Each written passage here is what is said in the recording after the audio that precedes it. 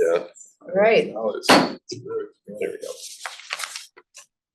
Welcome. This is the Conservation Commission acting as the Inland Wetlands Agency meeting for November 6, 2024. We have Luke Thomas is absent, as is Tim Bishop. Jake Bain is here.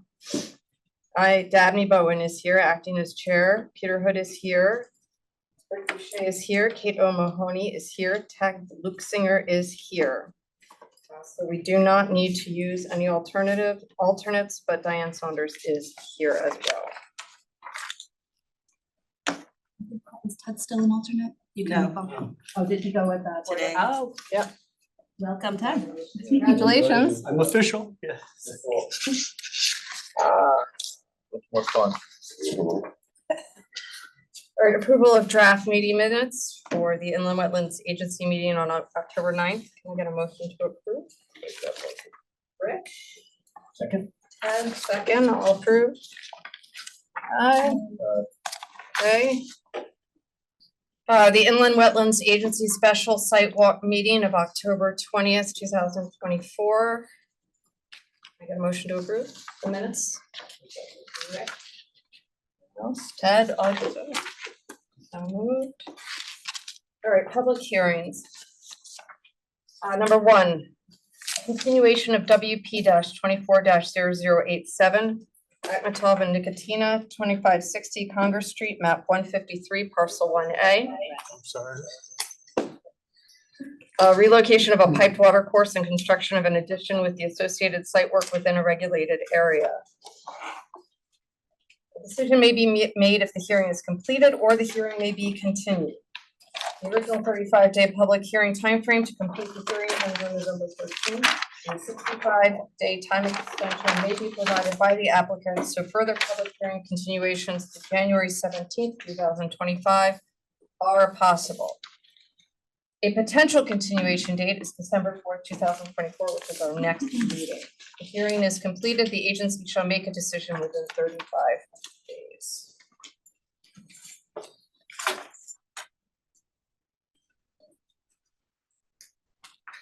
Jay Fain and Amanda Mertens Campbell were absent from the meeting on October 9th and December 4th. So Jay, did you listen to the minutes from that meeting, and did you read the exhibits? Yes, I did.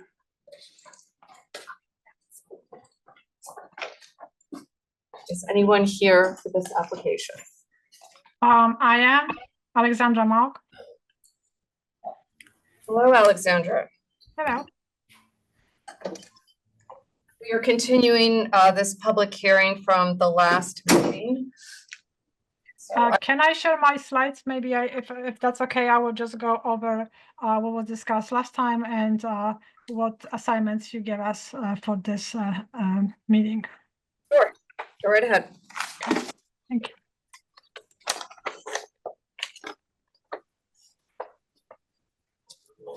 Yeah. Grab a check. Grab it. Sure. Yeah, I didn't have okay, I'm not sure. Can you see my slides? Yes. Okay. So just quickly an overview from the front of the house, and we did discuss this in details at the last meeting. So I'm just going to go quickly through those slides to show you how this property is maintained. There's a lot of woodland preserved, not only around it, but also within the property line. And here is the project. So this is actually just explanation. It's an old map, so please do not pay much attention to it. But here's the one wetland offsite. Here's our addition, which entirely is located outside of the upland review area. In orange, there's a upland review area marked here, and we have another offsite wetland, which is a pond with a little wetland fringe, which is also outside, and this is the upland review area for this one. And here's the condition of the wetland, and here's the pipe which is going to be relocated. As you remember, this is the upland review area, and the section of the pipe which is going to be involved within the upland review area is 70 feet of the pipe going this way, and it is located 65 feet from the closest wetland. At the last meeting, the Commission was concerned about the size of the addition, and they were concerned that the size of the design infiltration system may not handle. They felt that they would like to have a little bit more, a little bit extra than required. So we originally offered 14 units of in-ground infiltration system. Now we expanded this to 20 units, so you have 6 extra units. Also, the planting plan was presented as a mitigation. It was presented for this small wetland offsite, and some voices were asking for a no-mow zone. So we're offering that this area is going to be no-mow zone, and the width of it is between 8 feet and 12 on that site. And in addition, especially Tim pointed out that we are removing some trees, and he requested that there will be 8 trees planted within the buffer area. And as you remember from the previous planting plan, we already had 2 river birches. So we are adding, to make it 8, we're adding 4 trees in here, and these are going to be 4 white spruces along the edge of the driveway for the neighbors, so to provide a little bit of a screening, but also we are within the upland review area for the pond. And here we're going to be planting 2 white pines, which is also the part of the mitigation, and also within the upland review area. This area is not going to be affected. Well, actually, it is going to be affected because there will be another section of the pipe relocated here. So I hope we did address all the issues and concerns discussed at the last meeting, and we're here. I believe Tessa is here too. Yes, I see her, and we're here to answer your questions. Show the slide with the no mow zone again. It's over here, and I was a little bit constrained because this is a play set, and the children are still small, so I'm assuming that at least 3 next years the play set is going to be here. So I don't want to do the normal zone around the play set, so I was kind of a little bit limited here. Oh, okay. So the green thing is the wetland, and the no mow zone is just that strip. So this is the wetland in blue, and this is the edge of the no-mow zone. So the no-mow is going to be within the restoration buffer area. So the no-mow zone is where the plants and trees are. Yeah, I couldn't pick that out.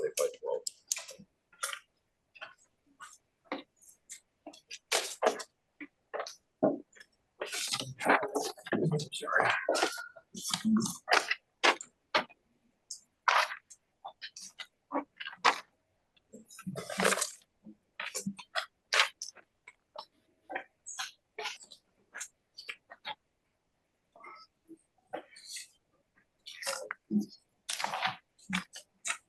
All right, commissioners, does anybody have any questions for Alexandra?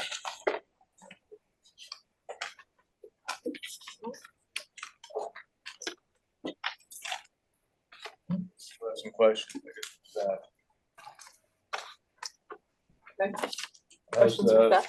the most recent drainage submission by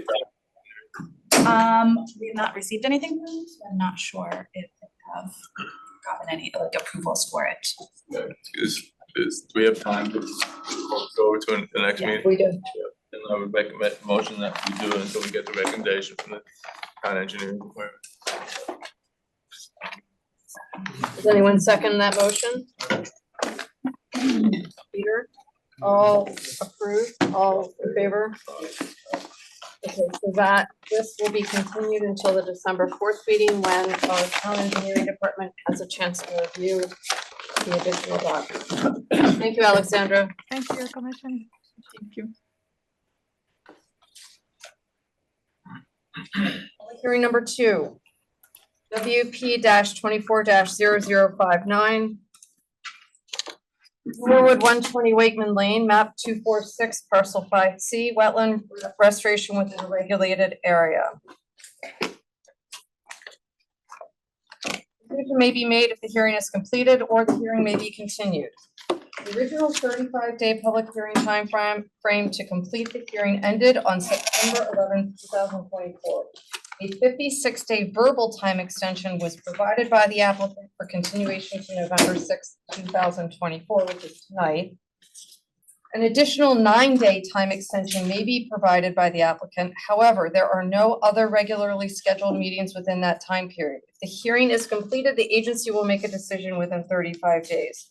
Before we get started, I just need Jay Fain to, did you listen to the recording and review the exhibits from the last meeting? Yes, I did. I read the recording, looked at the minutes, and I did have a comment on. Okay, wait, just give me 1 second. I just want to make the commission aware that time is up on this application. We have a couple of options. We can vote tonight. We don't have to vote tonight. We can arrange a special meeting. We can vote on the application. We can ask the applicant to withdraw and resubmit. So before we get started, just understand that this cannot continue past tonight without a special meeting. Okay, Jack. I just want to opine on that if I may. Yeah. I felt like that we bent over backwards and we spent an inordinate amount of time on this application, and the applicant did ask for it to be convened at least one occasion, and I feel that a special meeting in taking up our resources and staff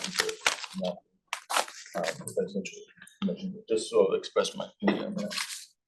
Okay, the other thing I wanted to say, I did read the minutes, and I did listen to the Zoom meeting, the entire Zoom meeting, and there was one representation made during that Zoom meeting regarding the conservation easement.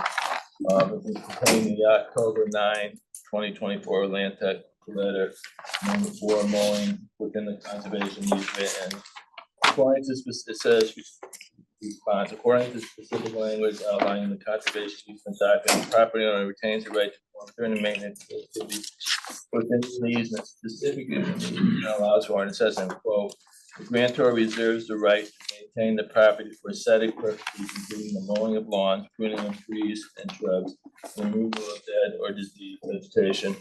Going back to the original easement for volume 643 and 979, I read the language there. I'm not going to read the whole thing. In my opinion, that it's not an accurate reflection of the language. It says, but this shall not preclude the grantor successors in assigns from mowing, pruning, removing dead or diseased vegetation, or picking fruit, berries, or mushrooms. Lands subject to this conservation in terms of described. So there is I just want to make sure that the commission knows that there is an error in terms of the quoting of the conservation easement. Okay. Thank you for pointing that out. Thank you, Jay. Has everyone received the exhibits that were sent out today? Yes, can I make a point of information on that? As long as it's a technical information. Technical. We had a discussion about a year ago about submitting documents, and the agreement we made was 8 days. Yes. And while I'm not, I'm happy to look at this, it's late, and I'm getting tired of it. And I would say, I'm not happy to look at it, and I don't know if I can understand it within the context of this meeting. It's a lot to look at in a short period of time. Agreed. This has been going on for Agreed. 6 months. It's I think my point was I couldn't really, it wasn't only that I couldn't really see the differences. I'm just speaking generally. I think I made that point last month. I don't do last day submissions. I'm not trying to give anybody a hard time.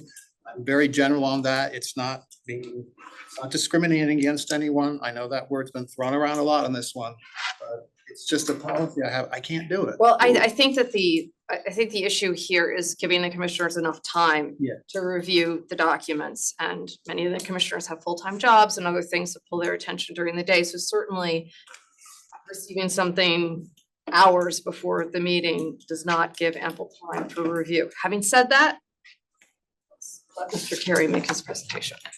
Well, let me just start off. Good evening again, members of the commission. Stephen Walco, Ivy Barnum and O'Mara here on behalf of Jay Norwood. I'm here with Brian Carey.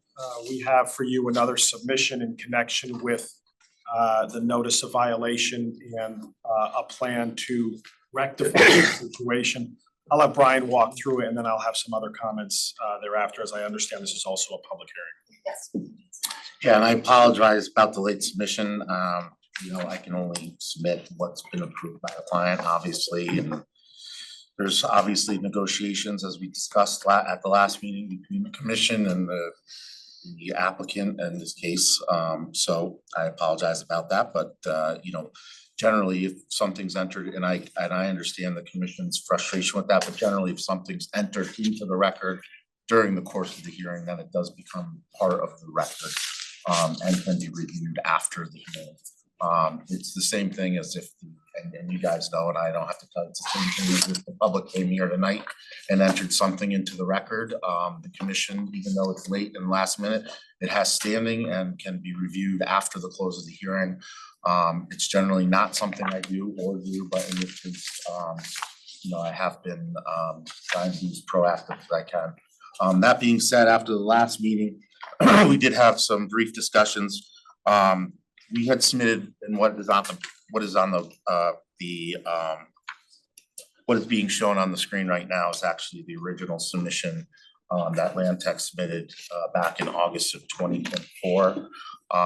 We did get comments from the staff and from the commission at that meeting. So in general, I'm just gonna go through the initial plan we had put in, had significant replanting of the trees in the wetland area along the wetlands. You know, there's a slight water course swale area on the property that borders the property. Prior to us taking over the project, the gentleman who's entering here was working on the project. We did take that over. They had come up with a tree buffer planting plan and a plan to extend the buffer outside of the wetland area. At the last meeting in August 2024, we did receive comments from the commissioner saying that the buffer was not robust enough. We did take steps to address that issue, which I'll show you on the subsequent plan that I'll go over in a minute. I'm just going through some of the questions that were raised.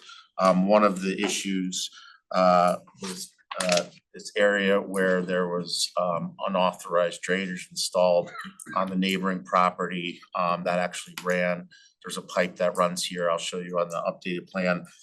Since then, staff comments had asked us to get approval from the neighbors to enter onto that property to mitigate that, which will just be the removal of this drainage structure and the piping. We have submitted that into the record. Another question and comment we received based on our previous meeting with the commission in August was to increase the planting density. We have done that. We believe that that's gonna, you know, it's going to, you know, the density that we're proposing is actually more than what was out there. A stormwater detention system has been added onto the plan. We did look at this and size it for the pool. One of the problems with the actual stormwater that I talked with Tim, there's really no other place to put this on the property other than where it's being sited. One of the comments was to remove it outside of the easement, which I completely understand. That being said, this is really the only spot it would work. The septic is in front of the house. So when we did the separation distance between the stormwater drainage and the septic, it wasn't gonna meet the health code. So we're kind of in a bind there. Erosion and sediment controls, our updated plans show those. The legal status of the pool has been something that has come into question, but that was approved under a previous certificate of wetlands conformance in 1984, which is one of the issues that we've kind of been battling with. Because, you know, obviously the person who currently owns the property did buy this with some of the existing work that has been done in the easements. Again, there has been no neighbor involvement. I just want to bring that up. I know this has been a pretty extensive hearing with notices that have gone out. I don't think anyone's intervened in the matter. I just bring that up because generally if this is being contested with the neighbors, it's a little bit harder to resolve, but there has been no intervention or no one's come forward during the public hearing to really claim any issues with the restoration plan. That being said, I just want to go through how we updated the plan. Again, I think the foundation of the original plan that was put forth back in August, there's only so many ways to really go about addressing this based on the limits of disturbance that occurred during the violation. So we understand the commission's idea of basically increasing the buffer in the planting scheme that was being proposed. That being said, you can see in this reiteration of the plan, we have increased the buffer again. Now the average buffer width is 30 feet to the wetlands. We've basically maintained all of the tree plantings previously. I mean, this is really dense for the size of the trees we're putting in here. And we updated the plans to show the actual removal of the piping and stormwater system that was put in here. This will all be removed as part of the plan. Again, we submitted information into the record showing that the neighbor is okay with the property owner coming onto their property to remove this violation, so this doesn't become a subsequent violation to the neighboring property, which is sometimes how you would deal with this. All of the work that's kind of been done in the easement has been previously memorialized, except, I understand we might need to come back to the Conservation Commission to address this drainage system. But other than that, I know we've been in front of you several times. I think this plan mitigates all of the impacts, really puts it back to what was previously out there prior to any of the clearing taking place.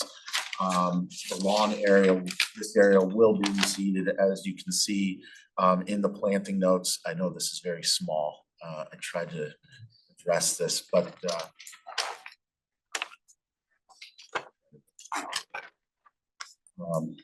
you can see that, we have a bunch of different species of trees. It's not going to be a monoculture that's being planted. The shrub list, they're all native shrubs, wetland shrubs. We have increased the stem count to approximately a little bit over 300 total shrubs in the planted buffer. All the shrubs will be 18 to 24 inches tall, so they're 1 to 2 gallon shrubs. So this will be planted heavily with 40 trees, 2-inch caliper. 2-inch caliper trees are generally 6 to 8 inches. Balled and burlap to put into the ground. You're talking about trees that are substantial for that landscape setting. They're not 1-inch caliper where they'll be, they'll be prone to predation by deer. Obviously, we'll generally come in there, rub them. We'll protect all of those with ear guards. But those are substantial trees. Those size of trees are generally what the town will plant along the right of way. So they're 6 to 8 feet tall.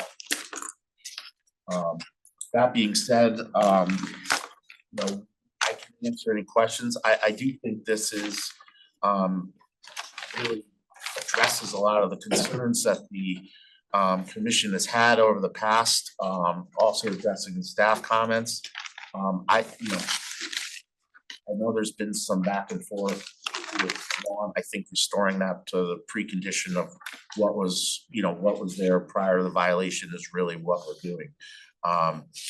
That being said, I think we can answer any questions that we have.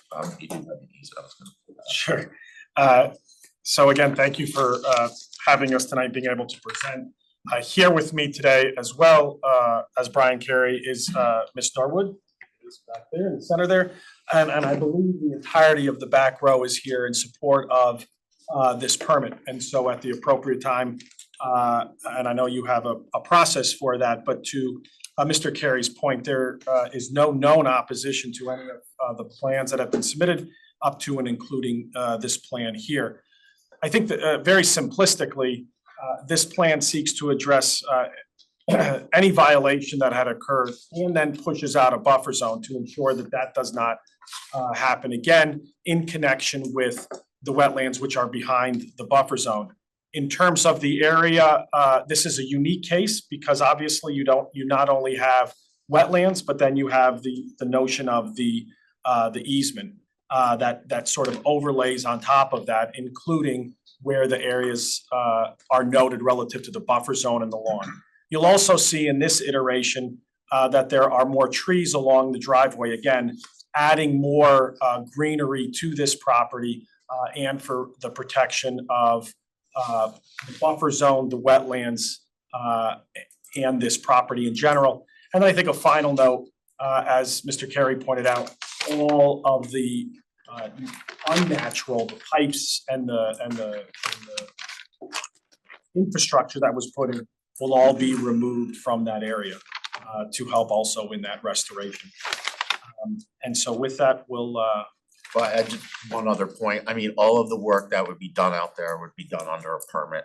So all of the specific and standard conditions would apply, obviously, issue specific conditions. But you know, we site monitor bond and all of those things would be taken into account, weekly site monitoring reports, and then, you know, monitoring plan, just as any other project. You know, again, there's no infrastructure other than the small drainage system that's being proposed to rectify the existing pool patio. Brian, you have a note on here. It says expansion of impervious areas to be removed to prevent elevation conditions, need for stormwater drainage, pool equipment will be removed and put back in its previous location. Am I supposed to, does that mean that the pool deck is gonna be taken back to its original size? No, What's that note mean? I don't have to remove that. You submitted it yesterday. There's been a lot of negotiations back and forth. So the note all on committee. That's not valid either. No. So why are we here? This is ridiculous. Submit plans that you're not gonna stand behind. We can't approve this. This is really out of order. Okay, commissioners, I'm not anyone else? understanding negotiations between who? Is that an improper question to ask? Not between us. I don't understand. Well, you said negotiations. I think don't- he meant discussions in Yeah, discussion. Yeah. Anyone else have questions? Well, I think for me, I use words like remediate and mitigate, they're literal term.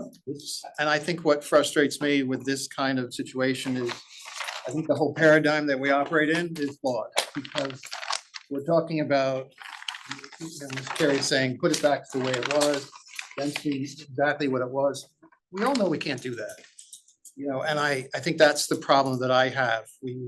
When you have a wetland and in whatever form, you take down trees, thermal dynamics are changed, and you can't retrieve that. And we've had discussions with some of these applications where I think even Mr. Kenny, we asked one time, what are we gonna see it, where it would end up, and it was, the figure is 25 years. And so what I'm interested in is, you say the density will be the same. Are you talking about stand density and the basal, or, I mean, Well, these obviously, 2-inch the trees basal don't, I mean, the basal density will have to grow over time, but the stand, you know, the stem density will be. I don't care about the stem density. What I'm asking, for example, is actually a theoretical question. I'd like to hear how you define how you're going to replace a tree, and I'll make this up. If I take down a 10-inch tree, I would be interested in knowing how you make the decision of how that will be mitigated. Because the word mitigate to me means restore to what it was before. So I'd like to understand how people in your business come to the conclusion. So if you're losing basal density, the way you fix that is by increasing stem density. I can't plant you know, there's no nursery trade that's going to replace 10-inch to 12-inch diameter trees. That just doesn't exist. So would it be fair of me to ask for that?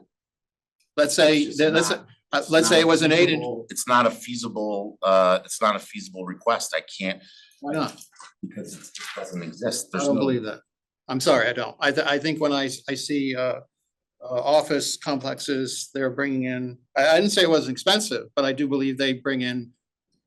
I mean, you're mentioning 1 gallon shrubs, and that's something I go to Home Depot for, and I'm not really, Shrubs, but not trees. but I'm just talking about, I'm not Explain the trees. Okay. I mean, that's nursery stock. That's all I can in do. by nursery. Things that are readily available in a commercial nursery. That's all that I can Commercial- do is rely on a I'm commercial. just asking you to nursery. define, do you mean the commercial places around here? Yes, Okay. you basically buy trees that are from nurseries that are known for restoration type nurseries, either New England Wetland Plants, TLC. I can't go and get trees out of a forest and pluck them from. I didn't suggest that. Well, what you're asking for is something that doesn't exist in a. I'm saying I could ask for it if I was, I think that's my Ask problem. for- This is not, I mean, not, I'm sorry, but this is not a reality-based situation when you're asking me to Okay, replace it with things that are not. let's keep the discussion to what is laid out in the latest memorandum and the latest plan.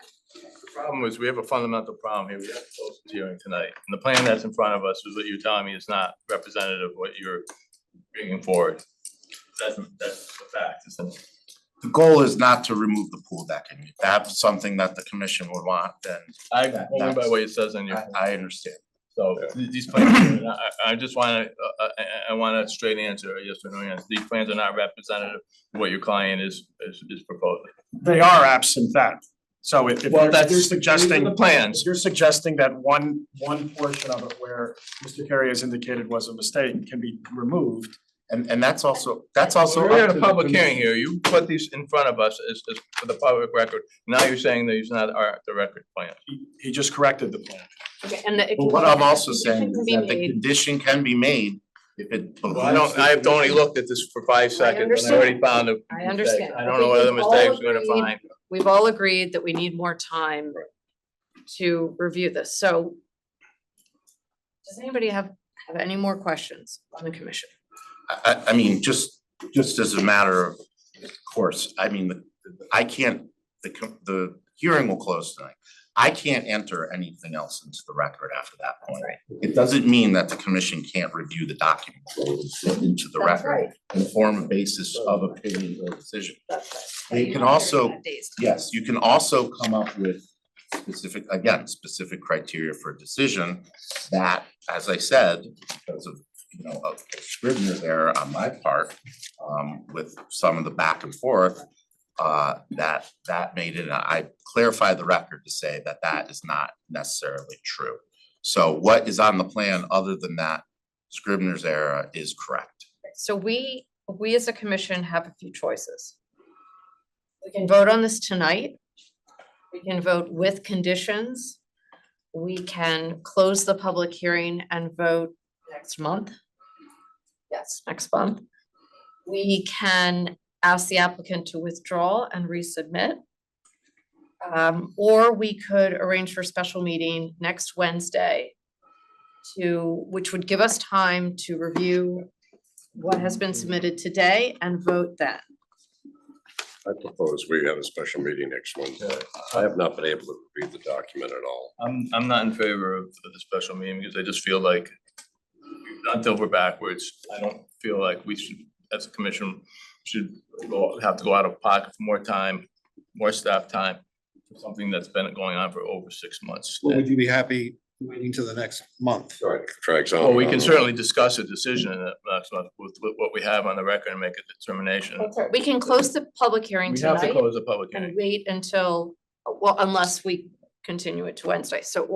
And then we can give ourselves 30 days to review the materials. and vote I next still month. had some additional questions, 'cause, Oh, okay, go ahead. So now I'm not sure what's being proposed here, because obviously the plans aren't representative of what you're actually proposing, but you do have in here that now that you're gonna place all the mold areas with the metal mix? Conservation easement, every inch of it? So the area that is identified as lawn would be with the conservation mix, that's correct. So there would be no more lines. That is not what we're proposing. We're not proposing to change the easement language, so it would be seeded, but it would still be able to, according to our reading of the conservation easement, would still be allowed to be mowed. Is it meadow or is lawn?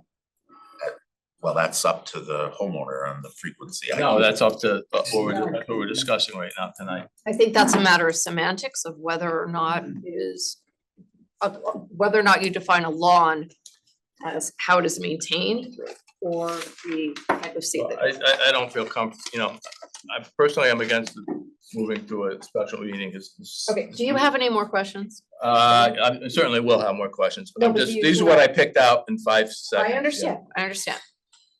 And I have to go on record saying I'm really upset about misrepresentation. All right, Peter, do you have any thoughts on how we move forward? I personally, like I said, I would like a more robust discussion about how these matters go forward. I'm simply not, and I don't know how that's resolvable. I think Mr. Carey's right. Some of this is not resolvable. But this is a definite instance for me. We're bumping up against, and I think this is just ridiculous that we have to move forward with this framework of I can't do anymore because I can't go shopping. And that's a little bit down market language, but that's the way I feel. Okay, but how do you feel we should proceed with I this personally- particular I application? personally would. Okay. I don't, I think I agree with Jay, the special meeting is not warranted and a month, I'm not sure. All right, Kate, do you have any thoughts? I think we need a month, but I think we also need clarification. The applicant could look at this and tell us what are you proposing? What else, is there anything else that you are, that you want removed or changed? Okay, now remember, we can add conditions, any conditions. Right, we can add conditions, but is there anything right now that they know that they're, Well, I'm assuming that you've told us everything. Yeah, I mean, it's in the record right now, I agree with Jay, and I understand that, Scrivener's error, I can literally line that out, again, the. Right, hearing's and still again, that I'm can not- be I'm not, conditional. I'm not hung up on that, I mean. I think what you're talking about here, it's like, I mean, I hear lawn, take it or leave it. I'm telling you now, it's not gonna fly for me to be pushed into that sort of corner. Okay, but again, we can condition. So I would say a month. I'm saying that because there's more to discuss and Yes, think through, yes. but I think we're being, there's some. I'm not, Yeah. I'm just representing. Absolutely, we understand. The will of my client, I'm not pushing anyone in any direction. Ted, how do you feel? I'm fine with either alternative, a Wednesday meeting or a month. Okay, does anyone have a motion for closing this public hearing tonight and having further discussion and a vote at next month's meeting on December? We have to open the public comment. Oh, Oh, right. oh, okay, my apologies, my apologies. Testimony? Is anyone here in favor of this application that wants to speak? We know you're back there, but you don't have to speak if you don't want to. Okay, Yeah, I'm neighbor, you just need to stand up and say your name and your address. For the record, yeah. Andrew, and I live 126 Wakeman, and Andrew, can I have your last name, please? Suzerain. Okay, go ahead. And I mean, this proposal seemed to be a good remediation of the situation. So I had no objections to it. Great, thank you very much. Is there anyone online that is here to speak in favor of this application? Anyone here in the room that is opposed to this application? Anyone online that is opposed to this application? Something, yes, in support of this application. Okay, Can I just say a couple of seconds? absolutely. My name is Steven Steinmetz, and I own a property at 851 Duck Farm, which is not a neighbor, but I'm in the intent. And I've been following this, 'cause I am a friend of Jay's. And I think there's a whole mischaracterization. I understand the violations were made and so on and so forth. But I keep, sort of, our country goes through all this hostility, keep like the hostility down. And we're all fellow neighbors in Fairfield, and we try to help each other out. And I look to the commission at this point, because it's been going a long time, and I'm sure you don't realize the toll it takes personally on somebody when they go through this, when they're sitting on this side versus that side.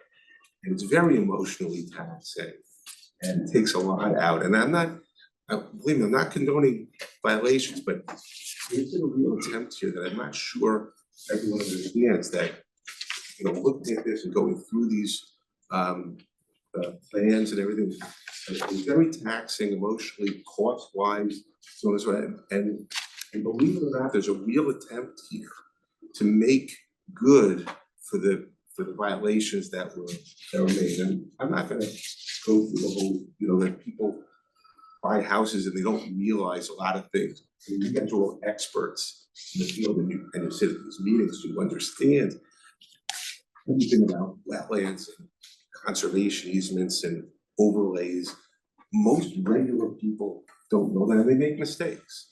And in this situation, mistakes were made.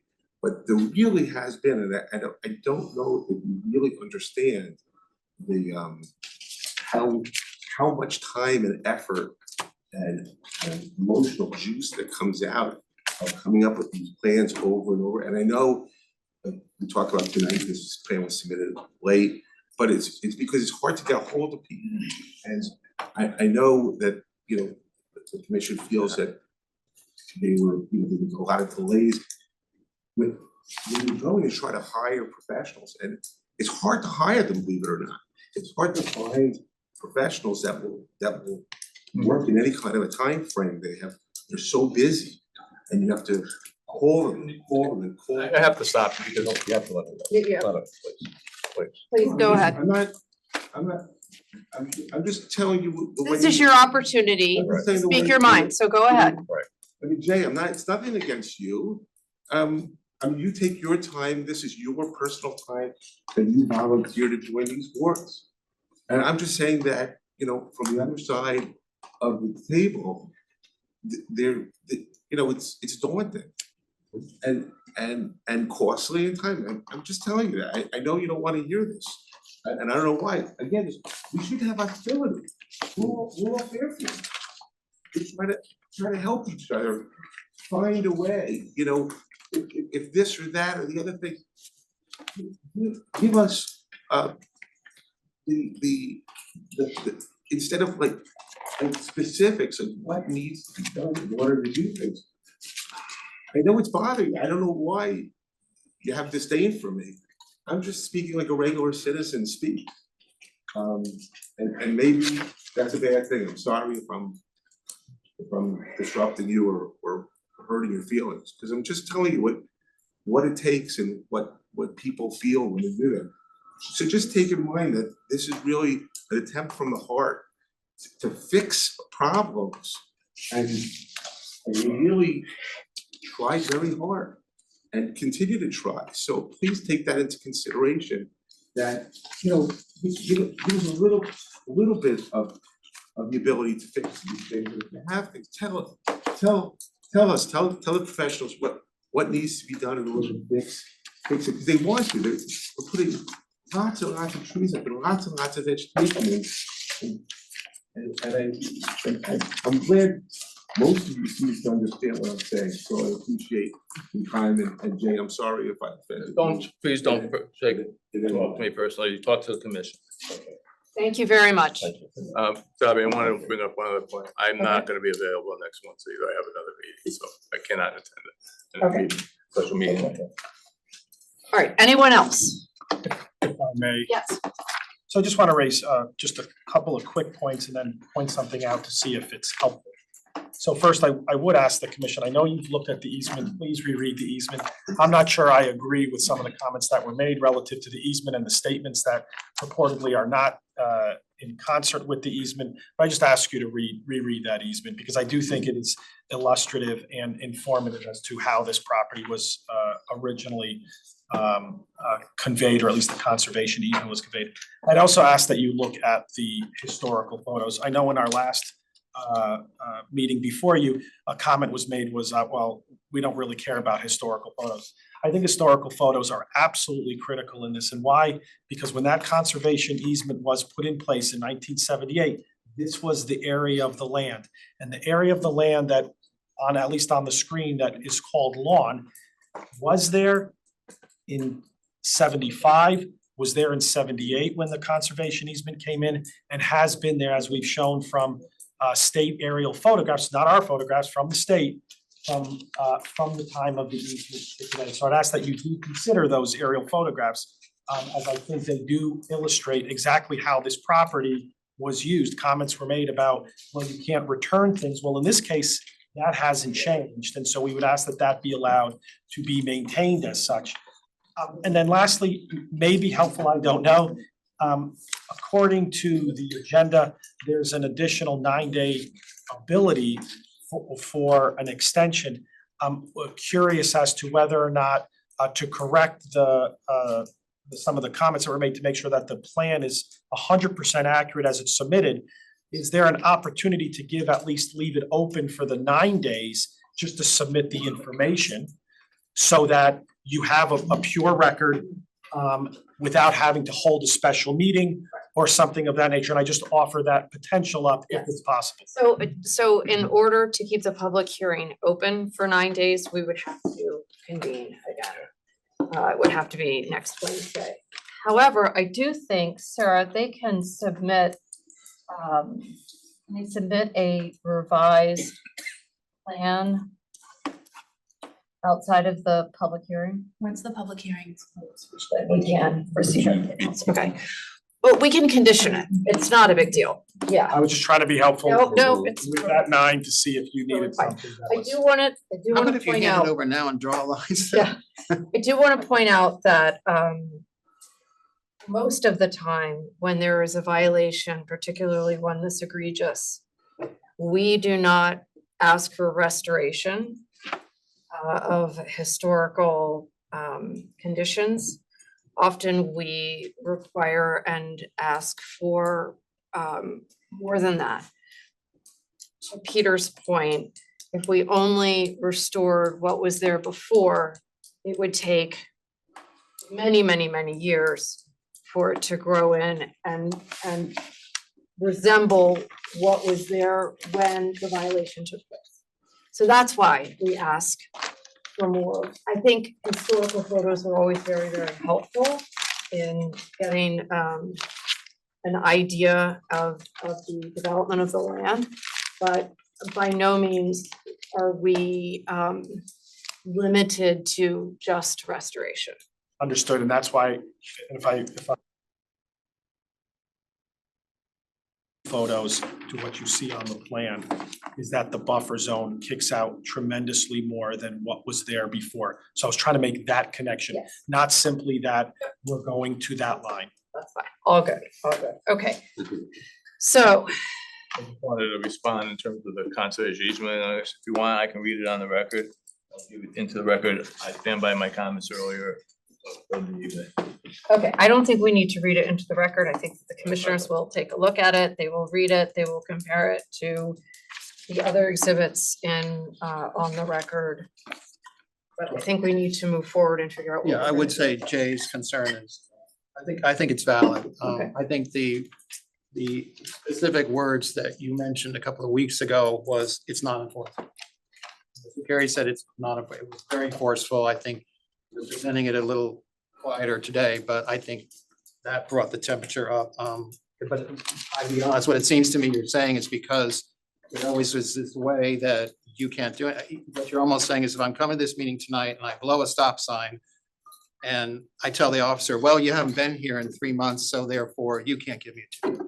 That's the layman's terms of what you seem to be saying. And I think I just need that out there because I think Jay's concern is justified. I see this easement the exact same way. Okay, I think that it's helpful for all of the commissioners to review all of the exhibits and historical documents, review the original easement. I would even suggest the commissioners that you go back and read the staff's comments from July, the land text documents from August, October, and November, just to refresh your memory on where we started with all of this. And in preparation for a vote. So Just make one, before you close the public hearing. I understand what the gentleman in the back is saying, but what I would point out is that this was not a mistake. It was a intentional violation. It was carried out to circumvent the rules, and there's plenty of evidence in the record that would support that. And I think that needs to be understood. I don't think anybody here is hostile. I think there's been, and you have to understand, there's been behind the scenes communications attacking the commission from council that you're not aware of. I think that stuff should be in the record. Maybe we'll talk about that later. I think there's a really gross mischaracterization of how this came about. It's not a mistake. There isn't anybody here set out to punish anyone, but we have to, things need to be laid out for what they really are, and not mischaracterized. okay. Any more questions for the applicant? Make a motion to close the public. Okay. Second? All in favor? Okay. Public hearing is closed. Now, do I have a motion to continue this application to the next meeting on December 4th? I'll make a motion to discuss the decision at the December 4th meeting. Second? Can I ask staff if, and I hope it's not too big of a burden, to try to take the entire electronic file, put it in one location so that staff so we can review it. Yeah, most of it should already be in the cloud file, but I'll Yeah. try and make sure that it's I organized. just want to make sure we can go through point by point, and it'll be helpful also at the next meeting, if we had at least one hard copy of. Okay. All in favor? Who seconded it? That Ted was the second. Sure. All right, thank you, gentlemen. Thank you. Thank you, everyone in the back. Okay.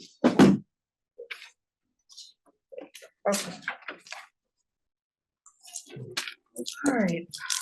Public hearing number 3, continuation of WP 24-0079. Represented by Land Tech 4180 Black Rock Turnpike, map 70, parcel 79, expansion of an existing parking lot within a regulated area. This is the hotel property. Decision may be made if the hearing is completed or the hearing may be continued. The original 35-day public hearing timeframe to complete the hearing ends on October 9th, 2024. A 28-day verbal time extension was provided by the applicant for continuation to November 6, 2024. An additional 37-day time extension may be provided by the applicant, so further public hearing continuations to December 13th are possible. A potential continuation date is our next meeting, December 4th. If the hearing is completed, the agency shall make a decision within 35 days. Jay was absent from the last meeting. Jay, did you listen to the recording and review the exhibits in the record? I also wanted to go on record, I did decide again this afternoon. Okay, great. Hello. Hello, good evening, Good evening. Madam Chairman, members of the agency. For the record, I'm John Fallon. I'm here with Brian Carey, representing 4180 Black Rock LLC. With us tonight online, because he's traveling back from a trip out of town, is the managing member of the LLC, Mr. Ed Gormley. Up there before, very handsome. Anyway, he's here. And we've usurped him now with the map. So we came before you in September, and I'm gonna be brief, but just to give some context, this is the Hi-Ho Hotel Barcelona restaurant site. And what this is about is the first step in the process to increase available on-site parking. We've been motivated in that regard by considerations of not only customer convenience, but also safety. Especially during weekend periods, there does occur times of overflow of parking, especially with regard to the restaurant use, which creates a dangerous situation for our patrons. At one point, I think in the September hearing, there was a reference to the new Hartford Healthcare building across the street. And whether or not that could ever be an option for parking. As I responded in October, it's not an option because understandably Hartford Healthcare, because of concerns about liability and the like, would not want to do that. Secondly, even if they did, as I pointed out, a nightmare could occur Saturday night, somebody crossing back and forth over Black Rock Turnpike. So that wasn't a solution. So we are here, we came to you in September with the original plan. When we came to you in October, we did two things. One, you had received a staff report from Misty Police, and Mr. Carey submitted to the record a response to that in writing, which you should have. The other thing he provided at that time was a conceptual, what we refer to as alternative one. What that does, and I'm gonna let Brian go through it in greater detail, but in essence, we were responding to questions that we had received, comments we had received at the September meeting. In particular, lowering the retaining wall, reducing the project footprint and disturbance. And to do that, reducing the number of spaces as originally proposed from 43 to 37. But those 37 spaces would still be quite vital to us. At the October meeting, you quite correctly requested that we take the conceptual alternative one and submit final design plans that would show how that alternative one conceptually would be fully designed. We submitted those plans on October 17th.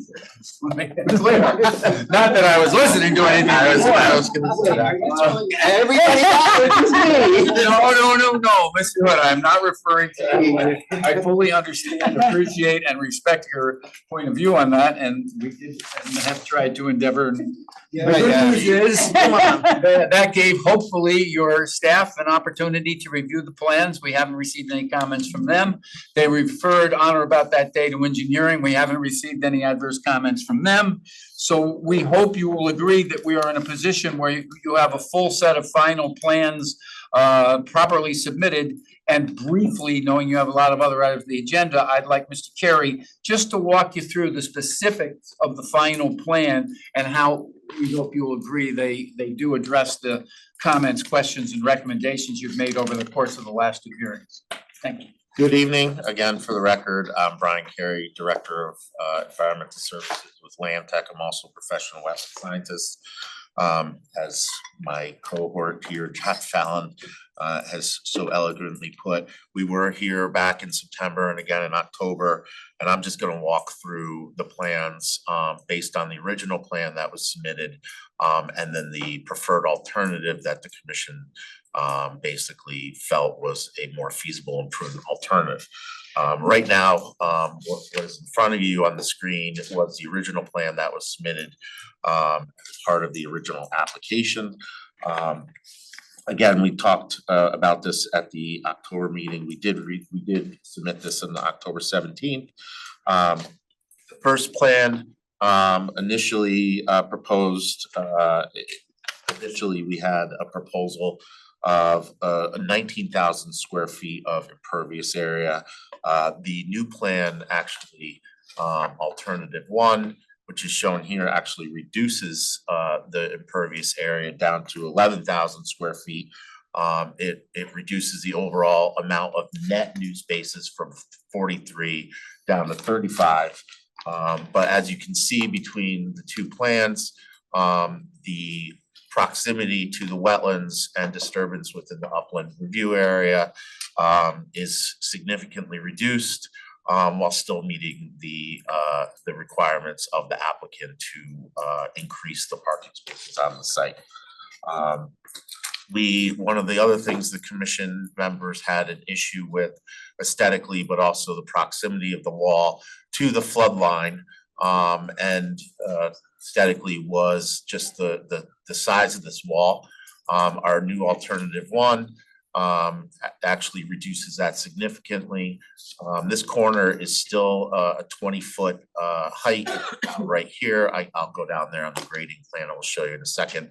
But the wall tapers off to 0 here, and then over here it's a little bit higher. But you can see the significant reduction in the amount of work being done in the upland review area. No work is being proposed in this alternative. That being said, let me just move down a little further. Oh, actually, let me stay here for a second. The cut fill numbers change between the original plan. Again, pushing further out into the wetland area and upland review area. The cut fill number has been significantly reduced from the original plan by almost half, from 6,500 cubic yards of fill down to just over 3,000 cubic yards. Obviously, the benefit of that is obviously not just the amount of fill going in there, but the amount of grading that needs to take place. Just to go through the plans, the drainage system from the original plan. I'm sorry, this is a little bit washed out just because of the screen, but the drainage system, because of the reduced impervious from the original plan to the proposed alternative, has actually reduced the amount of drainage, the size of the drainage system on site. One of the other questions was based on the construction of the wall. We did supply a much more detailed construction narrative and comprehensive grading and retention wall instructions for the contractor and for the commission to review. This is pretty substantial. I think it addresses a lot of the questions that were posed at the last meeting. Just to focus in on this, because this is a big issue. You can actually see the heights of the wall on the new plan. There's about a 20-foot reveal here, but it comes down to, this actually grades out to 0 on this area now. Previously, this was still quite a big wall, so quite a big section of the wall. So this area is still 20 feet, but we have been able to shape, the landscape plan will basically provide some aesthetic benefit to the neighbors there, so it won't look as monstrous as the plan is showing. Plus, this is a really steep grade. They're already looking up at very, very steep slope here. But again, we've been able to pull back this whole area. It's outside the flood line, and really reduce the site distance from the wetland line to the wall. The closest spot now with the alternative is approximately 21 feet to wetlands, which is in this area. We think that's a net benefit. All of the questions and responses that we submitted as part of the September 5th response to staff all really still hold. Our plans have only increased a lot of the responses have only meant to really backstop with what we've put into the record. That being said, let me keep going here. So this was the previous plan. This is the grading and drainage plan again. You can see the market difference between the original plan in July 2024, and again, the reduced. So we're preserving most of this slope. All of these trees, again, I apologize, it's a little washed out, but all the trees, some of the trees that were previously being removed as part of the installation of the wall, where we're actually able to save those now as much as possible. Going through again, this is the previous landscaping plan. You can see all these X's where trees were proposed to be removed. We had, the previous planting plan was a little sparse just because the amount of buffer that was able to be planted between where the wall was going and the setbacks to wetlands, and the slope was a little bit difficult, but one of the comments from the commissioners was you wanted to see a much more robust planting plan, which we have done. And this, again, we've tried to eliminate the removal of as many of the trees as we can. All the planting notes are on the plans. But we have a significant amount of plants going into the riparian area. This area over here is not being touched at all during the proposed process. Again, the drainage system is reduced quite a bit from the alternative one. And it just is a much better plan.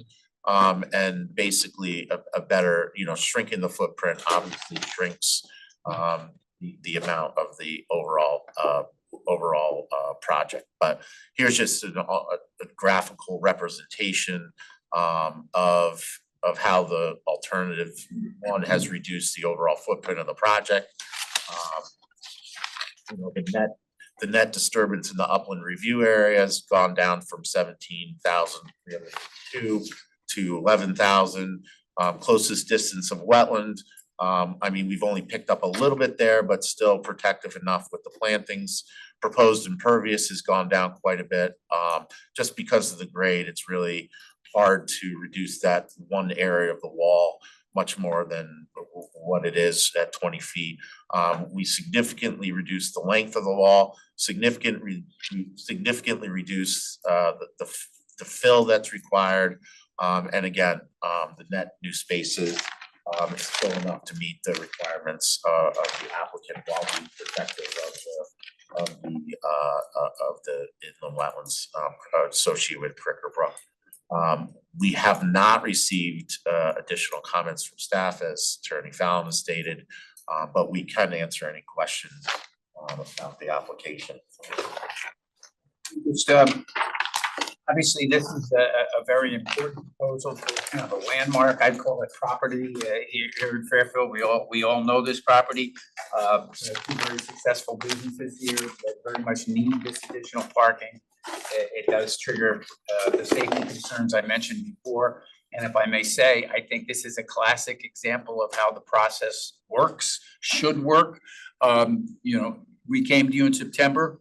You had comments, questions, constructive input that allowed us to go back and look at alternative, what we're referring to as alternative one. I think that alternative speaks for itself in terms of minimization issues and mitigation. We think it's a much better proposal for your input and the way the process has evolved. So we hope you will agree. And just one final matter. There are no net losses of functions and values associated with the wetlands. As part of this, we've done everything to minimize work within the upland review area as shown by our alternative one, opposed to the original plan that was submitted. This meets the intent of the criteria of decision under the inland wetland application and inland wetland regulations as under section 10. Thank you. Thank you, gentlemen. Questions? I have a bunch of questions, a bunch of comments. I don't agree with you on this. This is Cricker Brook, the sensitive area. All of it's a AA quality stream, flows into a contact recreation facility. We're going to eliminate what I consider a pretty good quality hardwood forest along this slope here, a great deal of it. So I'd like to see you do a little more evaluation on what the riparian buffer function and elimination of that is going to have on the Cricker Brook ecosystem. But beyond that, I had a few questions and a few comments. On your C3,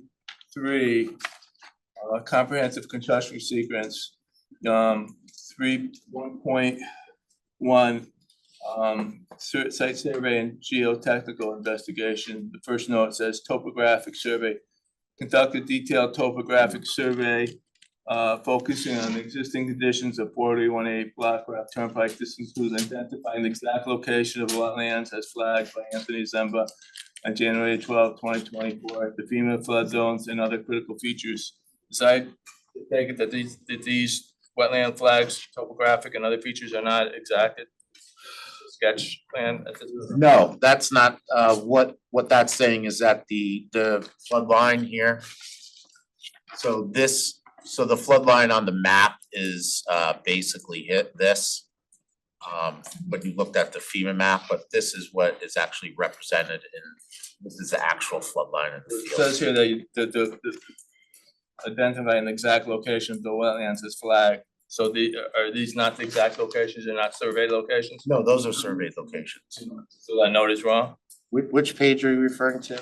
On page 3.0, on the top left-hand side of the page, preconditions planning, and then also going beyond that, there's wetland delineation.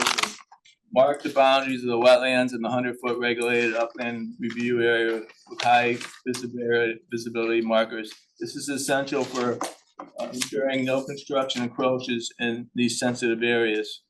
So it seems to be counterintuitive to what was being proposed here, because I think all your work is within buffer, if I'm not incorrect.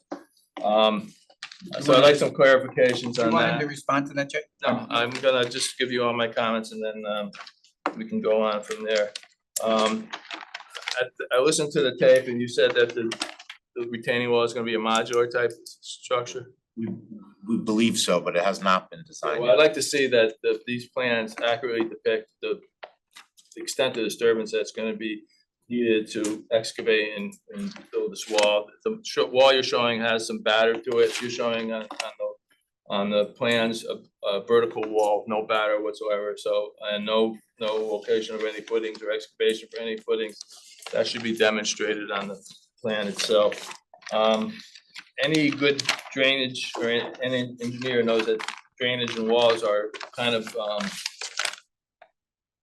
counterintuitive, and they have to be, drainage has to be protected from the wall. And in any cross section, you show drainage behind the wall, but you're putting your Coltex above on compacted fill. So I want to know if that's going to impact the stability of the wall and how you're going to handle the drainage that comes out of the Coltex, and if you're taking any credit there for infiltration at all. I was out at the site again today, and just to the north of the site, there's a intermittent water source drainage ditch. I think it's just off the site. That I think you should indicate that in the plans and indicate if there's going to be any impacts to that system. Where are you referring to, Jack? On the left side, it's the property of Stacy, Darcy, and Ronan. It might even be on your property, because I considered your property line to be the curb line, and the drainage line was not that far to the north of that.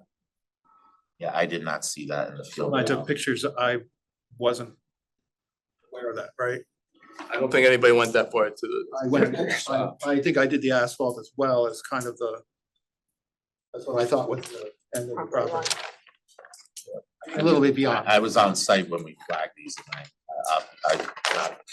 not a problem. It's on the property, we'll mark it, but I did not see that. That's. I think that's the majority of my comments at this time. Again, I understand the business aspect. I understand the needs. I know Cricker Brook. I've worked on Cricker Brook for since 1978. It's a critical town. This is you know, and this is impactful. It's come very close to the wetlands and to the water itself. And you know, I have real concerns about it. Jay, at the last meeting, you expressed a concern, or the meeting before that, you expressed a concern that in order for a wall to be truly stable, that the thickness of the wall had to be half the height, is that right? If it's a concrete pour wall and it's used reinforced, usually the base should be half of the height. Half the height. If they use a modular wall, they might, it still has to be engineered, they're not gonna be a lever type footing, it'll be a different type footing. But again, it's not reflected on the plans either way. So generally, we don't do structural drawings until we get through wetlands because those are time consuming and, you know, if it's not structurally sound to build it, then we can't get structural plans to build it. So we represent the wall in the condition where it will lay out on the property. When we show the wall in this particular, and I'm sure Jay will agree with me, in this particular fashion, it means that no further disturbance will be created necessarily beyond that wall. It will be built on the upland side of that, and stepped back into. That's the issue, because you're showing your parking and then you're gonna eliminate parking if you do that.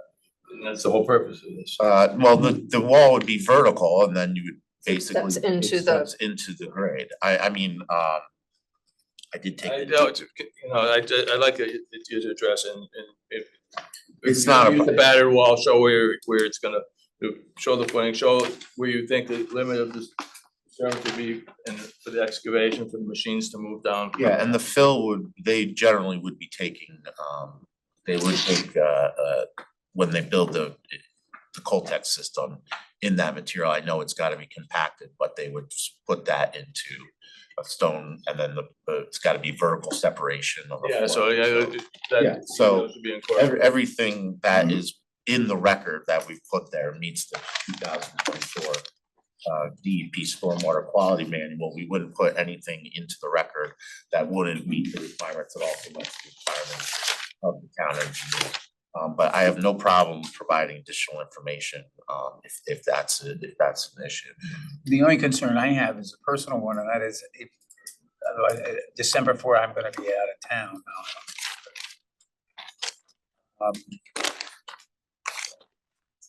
You having a conservation meeting?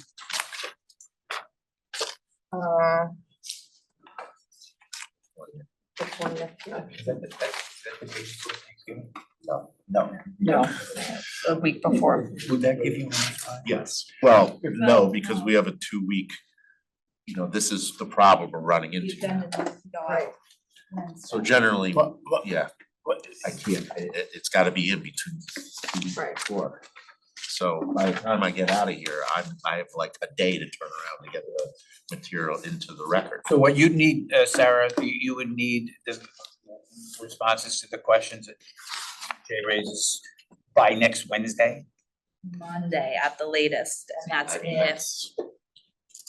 So just procedurally, and I'm not saying anything's wrong with that, it's just from a consultant standpoint, it's impossible to meet those deadlines, even if it's something technical. I can't get out of this meeting and then turn around if you guys ask for additional information. And I know it's hard on staff, but if it's my minutia type information, I can't even turn around.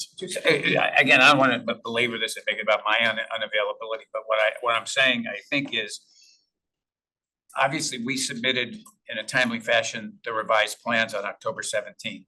Mr. Fain's raised some questions and we wanna answer them and provide the information.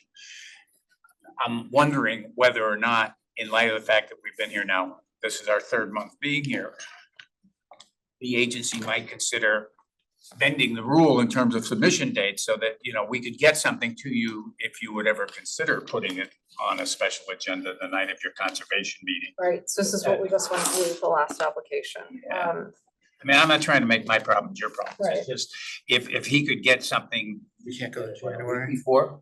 Yeah, I go to January. So, Can't go to January. no, unfortunately, I don't think we can, I mean, but so the question is, if Mr. Carey got the responsive material based upon inquiries by Mr. Fain a week before the 13th. And so there's 2 questions to ask for you, and I don't mean to make my problem yours, but would you consider that? And would you consider making it a special item of a wetlands agenda since you're all gonna be together on the 20th? And Sarah, I don't mean to cut you, I assume you wouldn't, because the plans aren't gonna change in any substantial way. It's just gonna be additional information to address Jay's questions. Right, but we can't we can't continue the public hearing the night of our conservation meeting. You're right, suggesting that we have a special meeting after the conservation meeting? On that day. But we can't do that, can How we? come? You can if Yeah, you yeah, vote we- to do a we, special. We've done it You've done it before. before. We've done it, Yeah. Just as long as. And you've got enough time within the extension, Yeah. because I can give you another 30, I mean, I could take you all the way out We can to go to December 13th. December 13th. the summer meeting? The 20th? That's the Oh, no, problem. the mid-December would be the 18th. Or the 8th? Oh, Again, I apologize, just I can I'd get like that. to be, is Early next week. that all right? I mean, I don't mean to impose on the commission, but if that works for everybody, depends on where you're going. nothing exciting. If you're willing to bring back souvenirs. Right, exactly. Oh, Uh, I'll give you a list of what okay. okay, thoughts from the commission. I would be okay with it. That's just me, I'm only one. This would be for the special meeting after our conservation meeting on the 20th.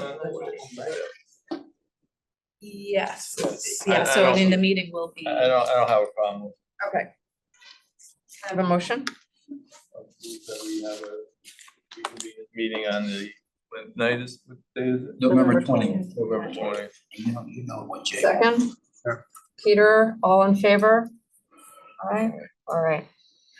Okay, I have a question, is when you are constructing these type of walls, is that typical where the work is done on the upland side? If that's the right word, I mean the uphill side, in terms of whether there's a sensitive, It's going I'm not knowledgeable. It really depends on the contractor, the quality of the contractor, how construction is phased, how they access the site. Those are the questions I kind of wanted to see them address. So I can't assume that.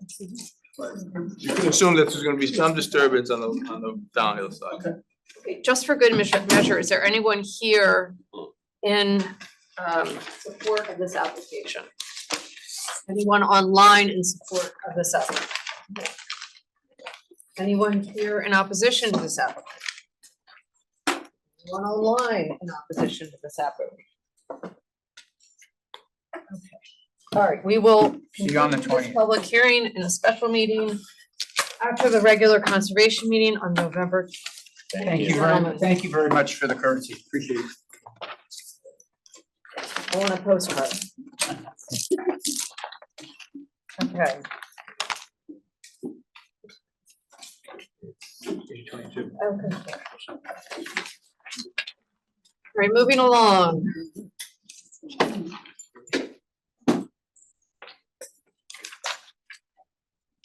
Applications for receipt.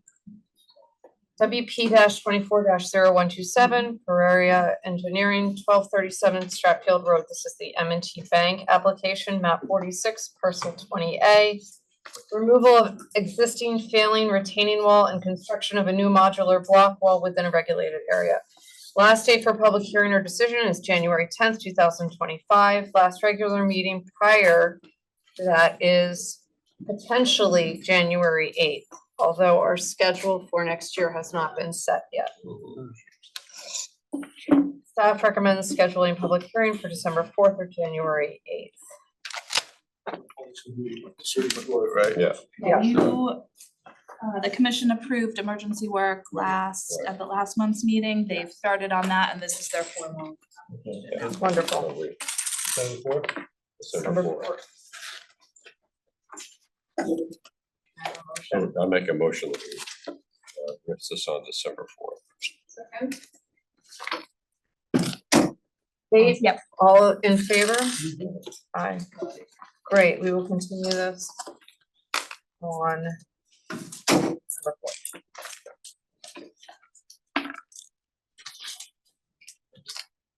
Okay. Applications for discussion. WP 24-0106, Mark 70 Long Meadow Road. Map 167, lot 28A, permit to remove earthen berm, repaving and modification existing driveway drainage improvements and landscaping within a regulated area. An appeal from Wayland residents represented by attorney Peter Ambrose was received by the department on October 3rd, 2024. So anyone here for this application? Just to clarify, this was a certificate of wetlands conformance that was appealed, so it was a staff level.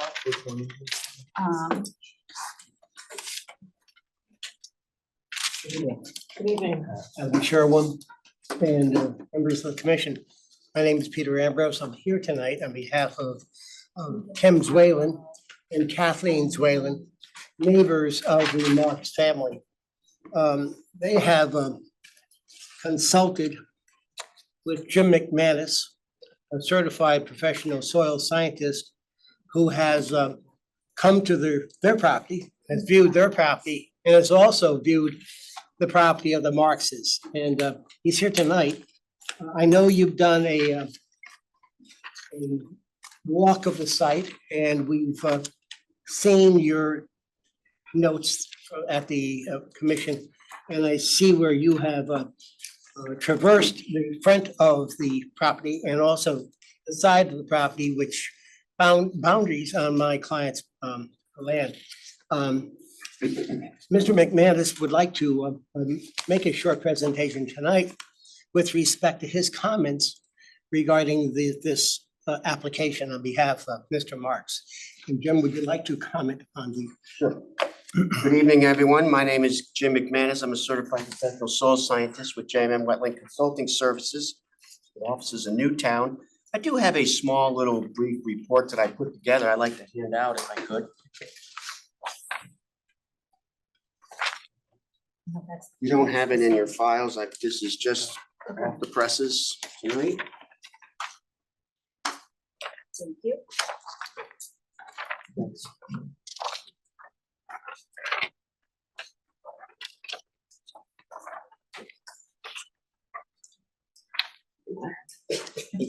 Will this be emailed to the town so it can be submitted into the record?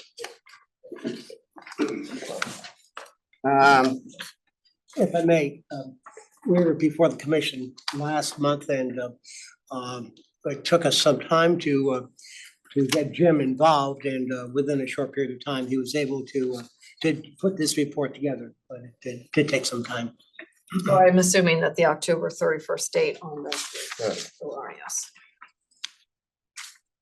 Well, it never made it to you folks. Okay, all right, got it. I So it was visited, written on the 31st, but it was never delivered. got to you. Okay, got it.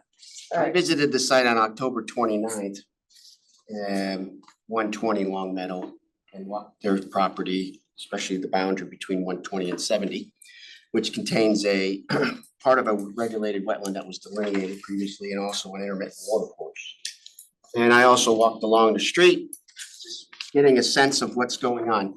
So not to get into, I mean, the letter is really nothing more than a recommendation of how we may be able to alleviate the concern of my clients from Long Meadow. Because they've had in the past flooding on over their driveway, and it's periodically has entered into their basement and flooded them out. And now, when the 70 Long Meadow, the Marks family is proposing an 8-inch pipe that's gonna, in a level spread discharging in the southwestern portion of their site. That sort of concerned my client, and they asked me to say, what do you think? And I said, it's from the site visit. And again, the map that you're seeing, which is the last page, is nothing more than a handwritten red line. Clearly, if this was agreed upon, the Huntington Company would need to revise their plan.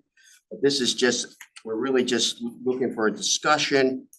By moving the pipe in the location that I've drawn, it eliminates any concern of that pipe ever getting to a point where it may flood onto 120 and onto their driveway, and then down and maybe into their basement. This way, where the pipe and level spreader are located now, again, a rough sketch, is downgrading of their driveway and downgrading of their house. So if there is ever a big storm again, it will be flooding the wetland, the water course that's there, and even their backyard if it ever got that much, not impacting their house. It doesn't get any more complicated than that. We're asking the Marks folks to maybe revise how they set their drainage pipe.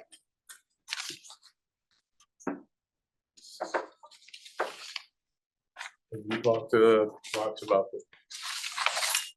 I have, I've talked to Chris Russo, Attorney Russo. We've not gone into any detail with respect to the submission of the plan. I just saw the plan tonight for the first time. And in fact, I had reached out last time we were here. It was recommended that I speak to Cale Tallman with respect to trying to come to some compromise. And I actually met with Cale, talked to him for a while, but never heard back from him. So there was no effort on his behalf to contact me. So I did in fact tell my client that I thought it was necessary to get someone of Mr. McManus's background to present a plan before the commission that we feel is a viable plan that will not only assist the Marks, but it will also negate any massive problem that we have with the drainage.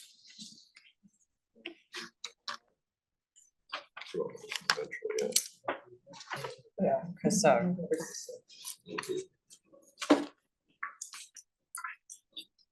this is moving it how many feet north? I didn't calculate that. Roughly. I have to say probably upwards of at least 75 to 80 feet north. Is it now you want to drain north? It will continue to, the drainage flow will not change. It's just the location where it discharges from drainage.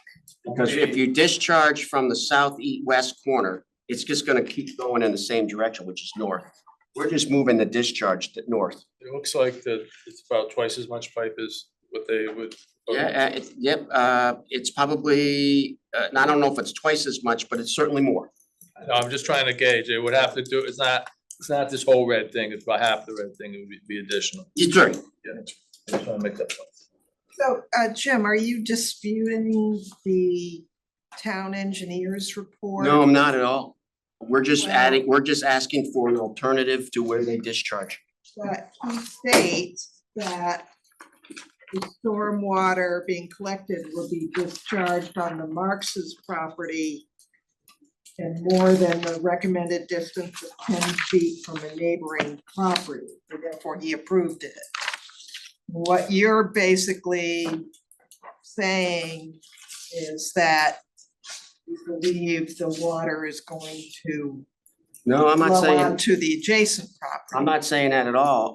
My clients have expressed to me that they've had issues before with not only road drainage and all kinds of drainage issues on this road.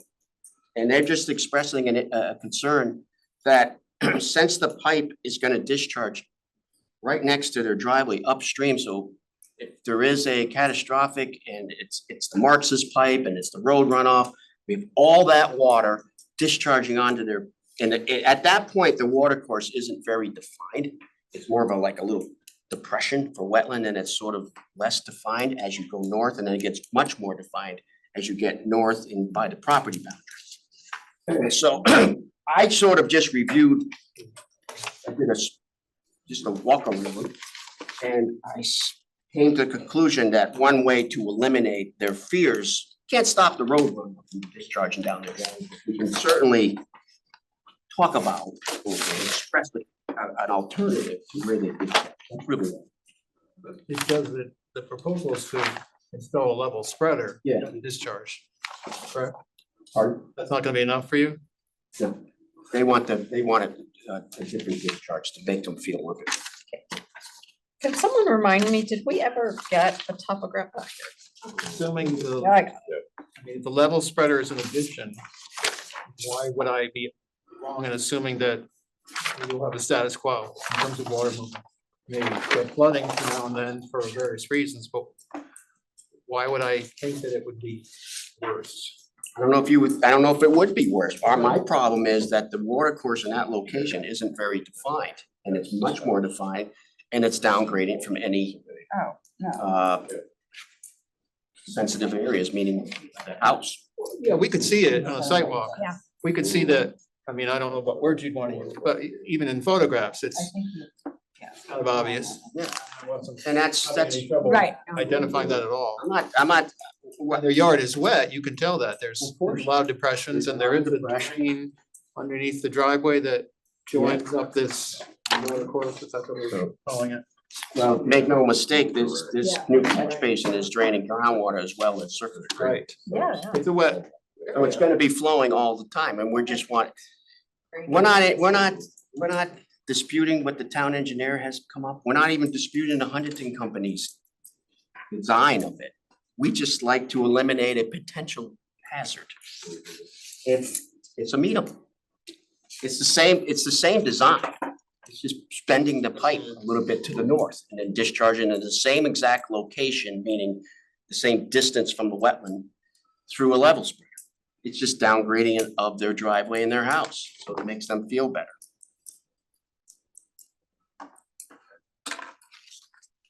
All right, any questions from the commission? Sounds like a negotiation. Right. Yeah, that wasn't. Right. I think it could be. I think it makes sense. It's a civil way of hoping to resolve an issue between neighbors. Two parties can come together and agree on this. If there's any technical reason why. Chris?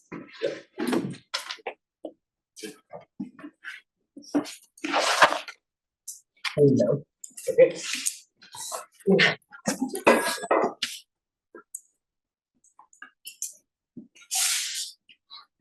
Chair, Commissioners, Ms. Russo with Russo and Reasonable LLC offices at 10 Saskell Hill Road in Fairfield, Connecticut, here on behalf of the Marxes.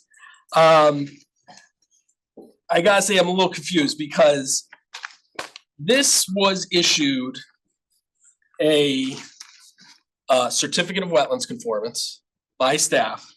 And staff found the proposed removal of the earthen berm, repaving and modification of driveway drainage improvements, plantings is not reasonably likely to significantly adversely or unnecessarily impact the regulated area, and that the conduct of such activity would result in no greater than a minimal impact on the wetland or watercourse as herein proposed and approved with conditions.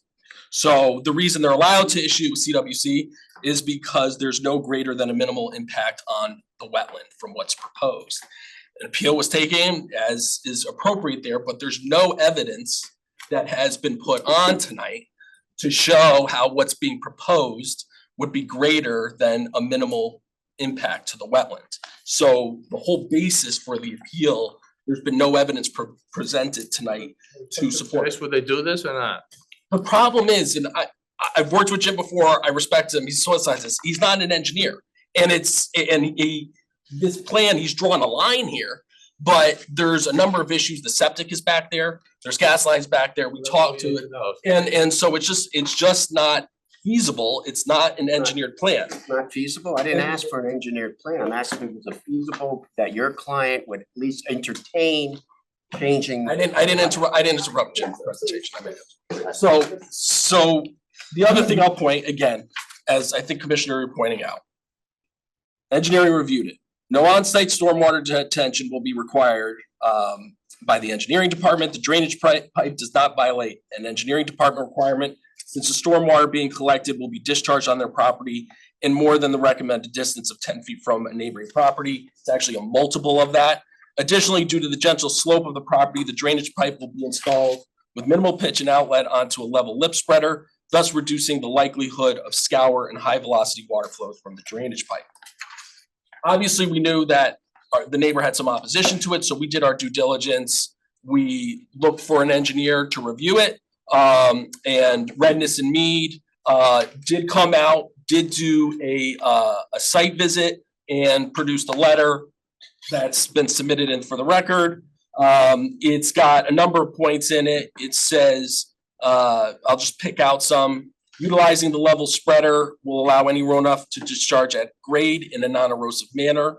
Installation of the proposed drain and level spreader will not divert any runoff in a direction that it does not naturally flow today. The property to the west at 120 Long Meadow Road appears to be on a ridge with runoff flowing in both easterly and westerly direction from the middle of the property.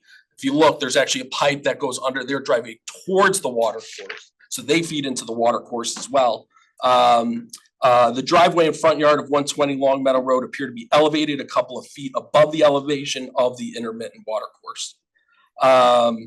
The intermittent water course on the subject property did not show signs of erosion or scour that would indicate significant flow and or flooding during past rain events. Given this and the higher elevations of the driveway and front yard on the property to the west, it is unlikely that any runoff from the subject property will overflow the banks of the intermittent water course and flow across the driveway and into the front yard of 120 Long Meadow Road. Additionally, any overflow from the level spreader will be intercepted by the intermittent water course and flow downstream in a northerly direction away from Long Meadow Road, as indicated by the topographic information available on the Fairfield GIS system. So When was that submitted to the? This was submitted today. We got this. You didn't send me a copy. No, it was submitted into the record. But I thought you were doing that for my Wait, wait. benefit, and given the theme of tonight, which is days. So, Well, no, but that one, I mean, this came last, this was brought up at the last hearing. We've tried to retain, this was the third engineer we had tried to get out there. They're all very busy. They were able to fit in, come out for a site visit and inspect, just as you did. And you probably. minimal impact? Sorry? You said minimal impact to the water course. Well, that it doesn't, it's not changing anything to the water course. Minimal doesn't, no, and I'm just trying to feel out the terminology you're using. Well, Is there any bone that we can get here? Is there any, can we pull that back? Is there septic interference? Can it be, is that? There's septic back there. I mean, here's the basic. I'm not an engineer, and I'm not a soil scientist. I play 1A land use here or something. But we talked to Tallman and we talked to Huntington, who did the plan. And so, Do we have a copy of the plan? this plan? Yeah, this is in the record. Yeah, we do. But it doesn't identify. It doesn't show. It's in the rear of the property. Okay, but it. 25 feet?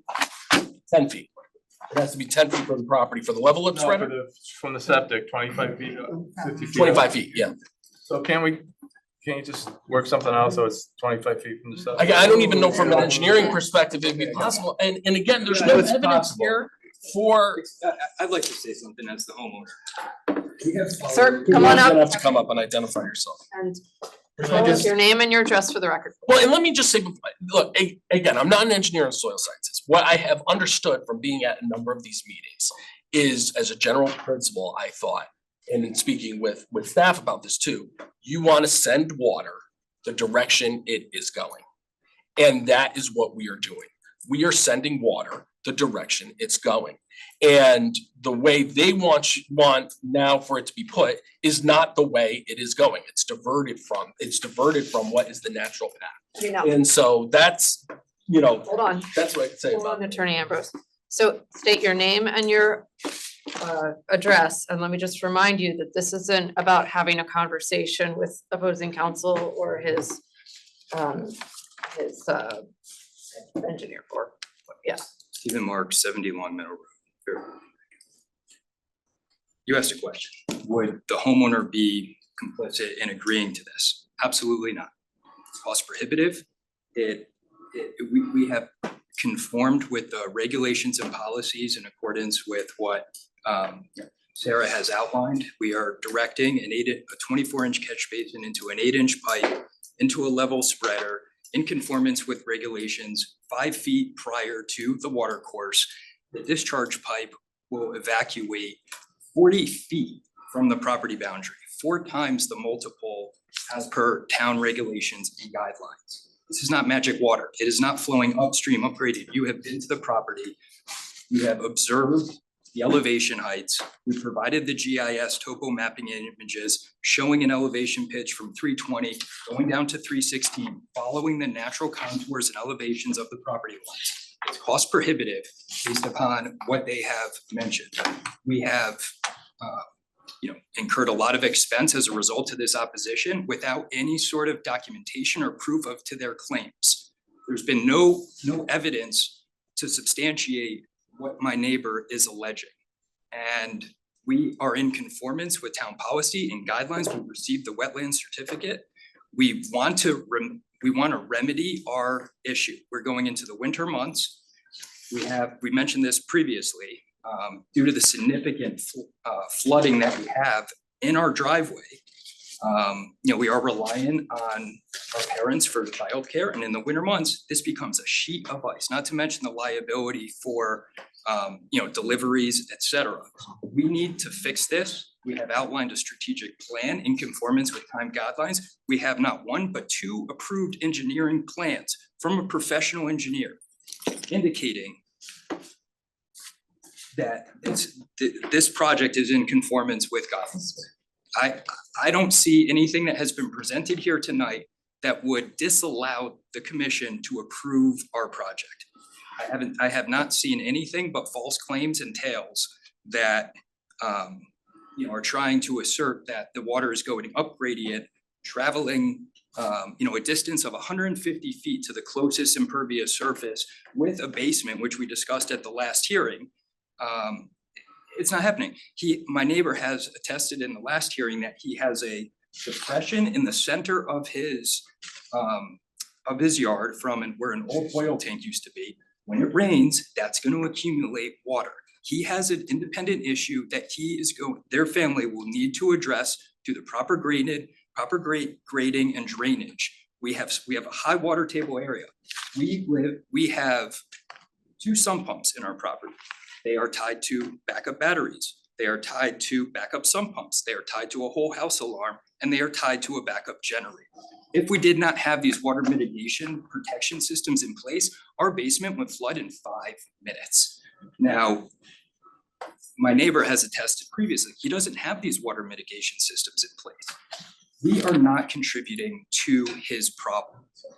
He needs to remedy his issues independent of this particular project. We have a problem, we've addressed it, and we are seeking your approval to proceed.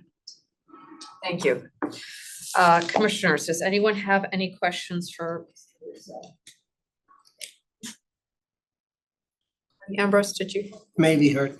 At the last hearing, my client, Tim Whalen, did state that he has a sump pump in his basement, and it's an active sump pump.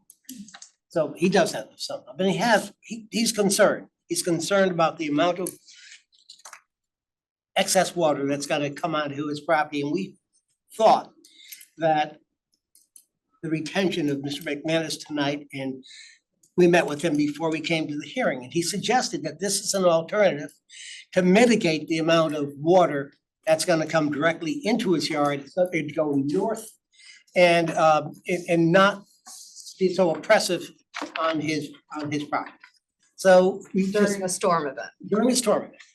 But at the same time, we think it's a reasonable way to resolve the issue. Because we all know Long Meadow has excessive water problems. And Counselor, do you or your client have a map that shows any interference, any gas lines, any other interference? Okay.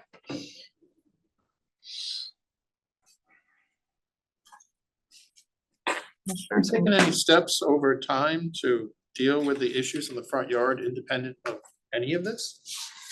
I mean, we were there and we could see it from a distance. There's a number of depressions in the front yard. It's kind of obvious. I have no doubt that it's probably great in the winter for skating. I just was curious if you've taken any steps or thoughts in the past.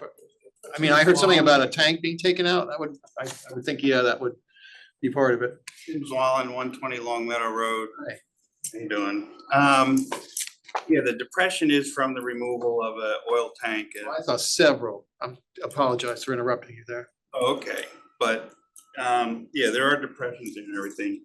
But we have from the seasonal stream, the shared seasonal stream between our properties, it's overrun its banks and it come across our driveway. I'm sorry I didn't take pictures of it, but I was there actually putting down 2x4s in my driveway to try to keep it away from the house.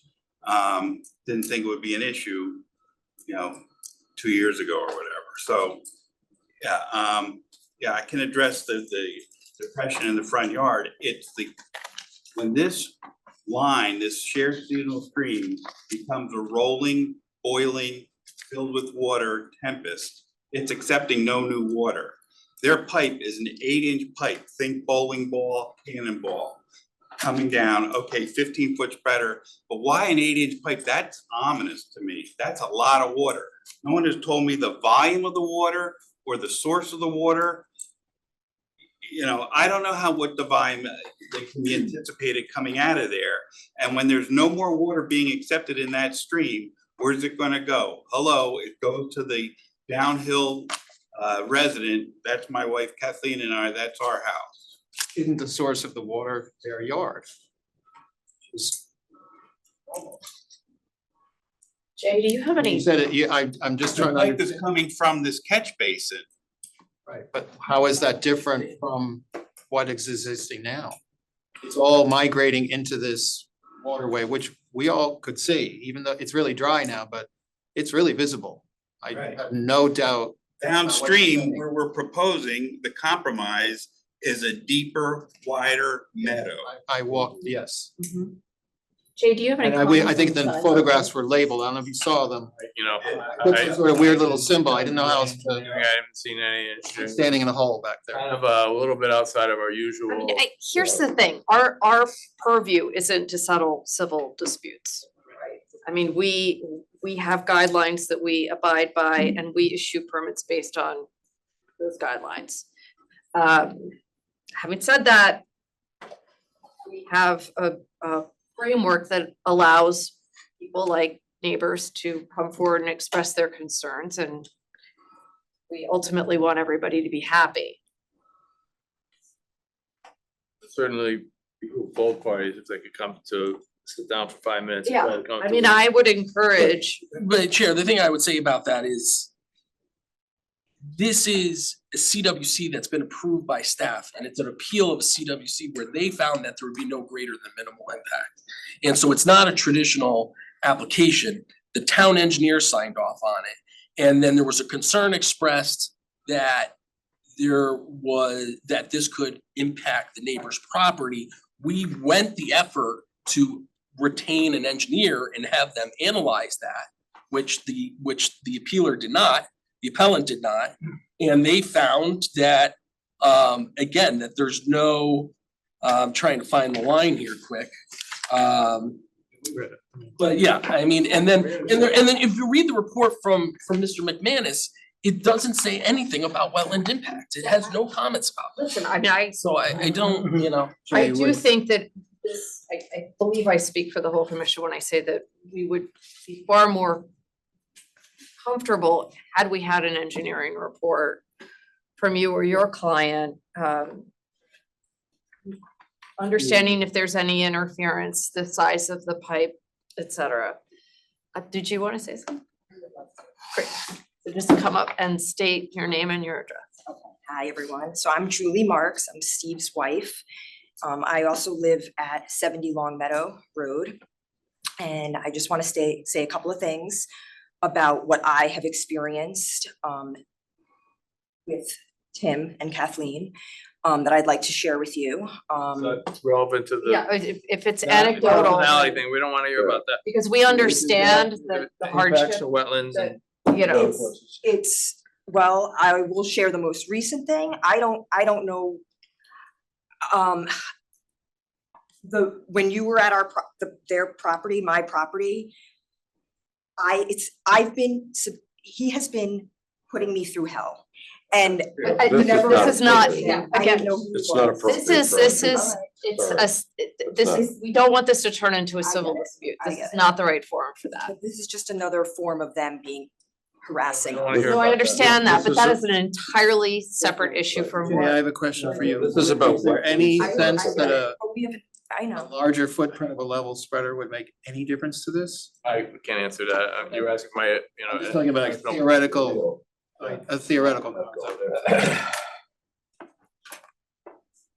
What if we dug the, if the town made the water course a little bit deeper, right where it's 40 feet on our property from where it would go to their property? If the town made Right. that a little bit more pronounced. Well, and again, I think another point too, and I think it's mentioned, this is a water course that's entirely on our property. So we are, I know it eventually meanders and I guess empties into a wetland there at the end of the water course, but where we're trying to drain to is a water course that's entirely on our property. 40 feet away from the property owners. Unfortunately, this whole issue began with respect to some violations of wetlands, which has brought this to the point where the applicant finally did make application to correct those violations, and that's wonderful. So we're And that not- was for a berm though. That was for. Right, just and- for a and berm. we're He's not- talking all we're about not- the No, drainage. we're not here to, Don't do double jeopardy here, like. we're not here to pick a fight. Right. Just saying that we proposed, I think, a alternate solution or alternate means of mitigating the amount of water that's Right. going to. It is customary when you bring an alternative plan, as you've seen with applications that came before this commission earlier this evening, to provide the engineering documents that illustrate any consequences or any obstacles or any engineering issues that would result from that alternative. In the absence of that, I don't really feel like this commission can make a judgment. We have, I guess, three choices. We can sustain, alter, or reject the decision of staff. Those are three options. I guess I wanna make a motion at this point to sustain staff's decision. Anybody a second? Because it's not really our. Makes sense. You can do whatever you want. I'll make the motion. I think we've discussed this enough today. I'll second that. Seconds, all in favor? Unless somebody else wants to, I'm not gonna be in a hog here. Okay, all in favor? Thank you, everyone. Thank you, gentlemen. Thank you.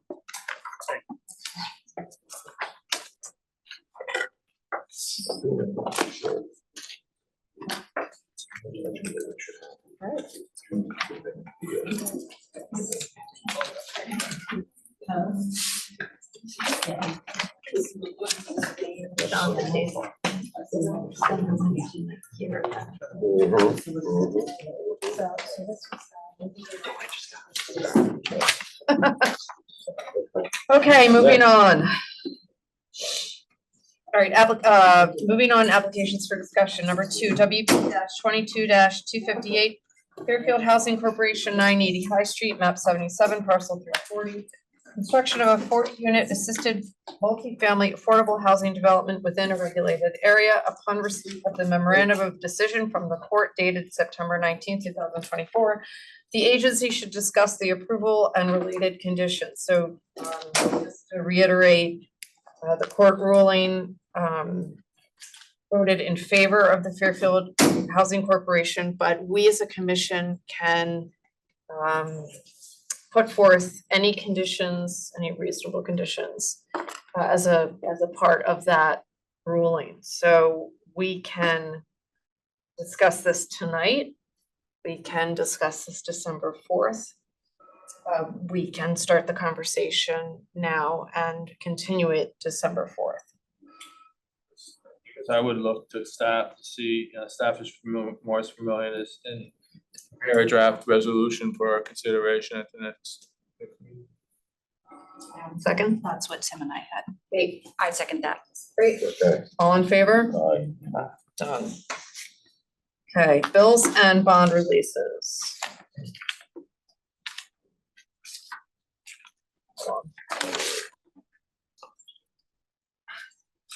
IWP 2017-18-10 Lobo, formerly Jajani 447 Stratfield Road, construction of a new house within regulated area. Request of Walter Stapleton for final bond release of $17,500. Staff recommends final bond release of $17,500. I make a motion, we approve the release of 17.5. Second. Ted, all in favor? Aye. IWP 2010-11-1 Fairfield Medical LLC 4185 Black Rock Turnpike.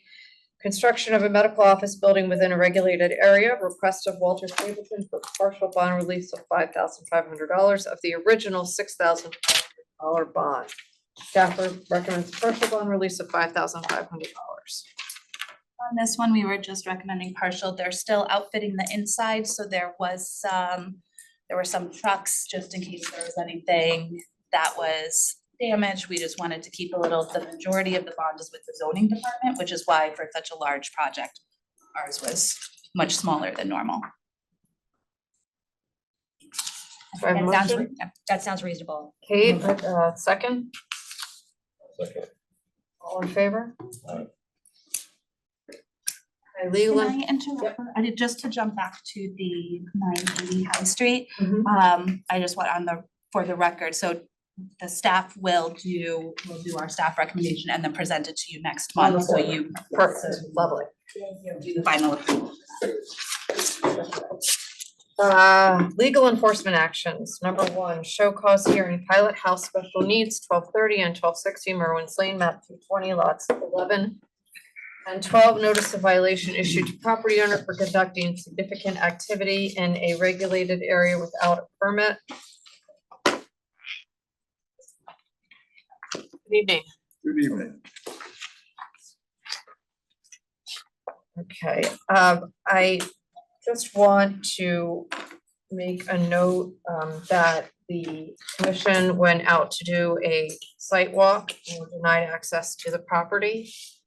So unfortunately, we don't have any visual reference at this time for this application. Gentlemen. Okay, good evening, members of the commission and staff. My name is Charles Willinger, Willinger Busey, and our office represents the Pilot House Special Needs Foundation. That foundation is a charitable nonprofit 501c3 corporation, and it is the owner of the two parcels in question, 1230 and 1260 Merwin's Lane. The property is a farm, and the farm also has a resident. Resident is the home of the farm manager, and there's an office in the house. In terms of denial of access, I don't know if it's worth going in, the hour is late, but my client, Doreen Caruso, is to my left. She is the president of Pilot House, and she was not at the property at the time of a unannounced visit. When I say unannounced, no one knew that there was gonna be people coming in. It was the morning of a fundraiser. Like all nonprofits, this nonprofit is suffering from lack of funding. So that fundraiser was important, and they were caught off guard. There were other people there, not Doreen. And there was I think more of a miscommunication. If you want to visit the site, you let us know, and we'll certainly give you access. As I understand, the reason we're here tonight is for this notice of violation. And in that regard, Maureen was able to literally just this week hire Bill Kenny, our expert. And I think what we'd like to do tonight is there are some dates in this notice of violation where things have to be done. And we're gonna need more time, particularly in terms of filing your inland wetlands permit, which we certainly will be doing. And so, and as to the issue of timing, I'd like Bill to address that. I have a question first. You mentioned that this is a farm. Yes. An agricultural exemption goes with this property. Is there an exemption, you're saying? I assume so. I don't know. It's, you can't assume it, it's either there or not there, so as far as we know, there's none. It's a farm in terms of the definition of a farm for the zoning. Okay, but there's, under inland wetlands definitions, there's a agriculture exemption definition. There's never been a application for a declaratory ruling on this property. Does that include equestrian properties? All farm properties. It does, but it's also per activity, like each activity would be something, so there is nothing recent for the work that was being done. I just wanted to know if there was yeah, no, So but I just there wanted may to know have if there been was some ever historic, I'm any not historic, sure. as far as you know, there has. But for As this, far as I know, I don't know. Okay, Want to establish that. but we haven't seen the property, so this will be informative. Yes, I've just been recently retained and digging into the request that you made for information. I've obtained some documents already. We're looking through older documents to see what's available. When was the last time the wetlands were flagged and things like that. So it's been quite a while. So we would start with that as mapping out the wetlands and getting together a new map. And with putting that together, I don't think we would be able to meet the deadline for this month, the month of November. So what I propose is that we make a submission for the December deadline, which is late in the month of December. Okay. Yeah, I think November 8th was the date that they had on the. Yeah. Okay, I was thinking Yeah, about. no, yeah, that's all right. No, I just wanted to let everyone, like that, if I'm looking, yeah, so that's not gonna work. November 8th for the wetlands, and then when would your remediation end, same time or? Same time, yeah, we Okay. propose, try to give you as complete an application as possible. I think that's reasonable. Yep, me too. yeah, I think so.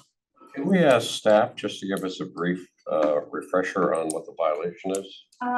So I was not out there. Tim Bishop and Matt Decker from the zoning department were both out there, because there had been calls about trucks bringing fill in, and they found, they went and there had been large piles Do you of, wanna read the violation Oh. for the record? I mean, do you want me to We read? don't have to read the whole Yeah, thing, just highlight that. just maybe that second paragraph. He said, during my site visit, I was accompanied by the town zoning enforcement officer as it relates to the department's purview and regulations. While no extensive reconnaissance was conducted during this visit, it was noted that extensive filling, grading, and tree removal had occurred within mapped wetlands and the upland review area. The material used for filling consisted entirely of asphalt road millings and varied from several inches to several feet in thickness. Based on field observations and eyewitness reports, it is estimated that 500 to 800 cubic yards of millings were imported and deposited on site. While it was noted that some of the millings were to improve and restore existing driveways on the site, other locations were expanded to create extra parking per your testimony. Several of these expanded parking areas encroached into the mapped inland wetlands, riparian buffers, and deeper into the upland smooth area. I'll make a motion that we line this in mediation. That has been done. Great. So you will submit for the December 18th meeting, and we have a 2-week deadline or whatever before. Date. You're talking about the January. What's the meeting? It'd be this late December for a January meeting, yes. So, He's saying late December for a January. this meeting. That sounds good. Good. So we make a motion? Yeah, we'll make a So they motion to- haven't set their January calendar yet. The estimated date would be January 8th, which would mean everything by the 27th. But I will let you know as soon as that is Is the voted pro- on. Excuse me, is the property flagged now? For wetlands? Yeah. That has not happened. Okay. Well, there's no point of us viewing it until it's flagged. I won't go back for. a But I viewing think, anyway. okay, so wait a second, so we're gonna have to schedule a site visit. So can you give us a conservative estimate of when that? We could flag the wetland. After, but I can get it done by next. You have it done by the 10th? Next Friday. The 10th of. No, I mean was that Sunday? I don't have, I'm. 18th is a on my Monday. phone. Yeah. Yeah. That would be December. You said the fifth. November 17th? Yes, November 17th. It's a Monday, Sunday, yeah. Yeah, so November 17th, we'll do a site walk. Does that work for you, Mr. Rizzo? Yes. I just We want don't to have our fundraiser scheduled. And again, I would like to take this time to apologize for what transpired that day. I was not there. This has been very traumatic on my staff and everyone who's been there. We've had neighbors, people just walking onto the property taking pictures. No one meant any disrespect or to upset anybody. It's just how the whole thing has been handled and what we've endured from people. So if I had known that you were coming, again, it was the day of our fundraiser. It was. Was the fundraiser on site? Yes, ma'am. My volunteers start showing up at 9 AM. I asked, no, what time was the? It starts at 12, but we start having people arrive at 9 o'clock to set up and. Correct. Thank you. Okay. I apologize. Happens. I just want to get a few more things into the record. Tim Bishop, our director, who is in here tonight, in his letter to Mr. Willinger, did request that Ms. Russo not be present at the show cause hearing.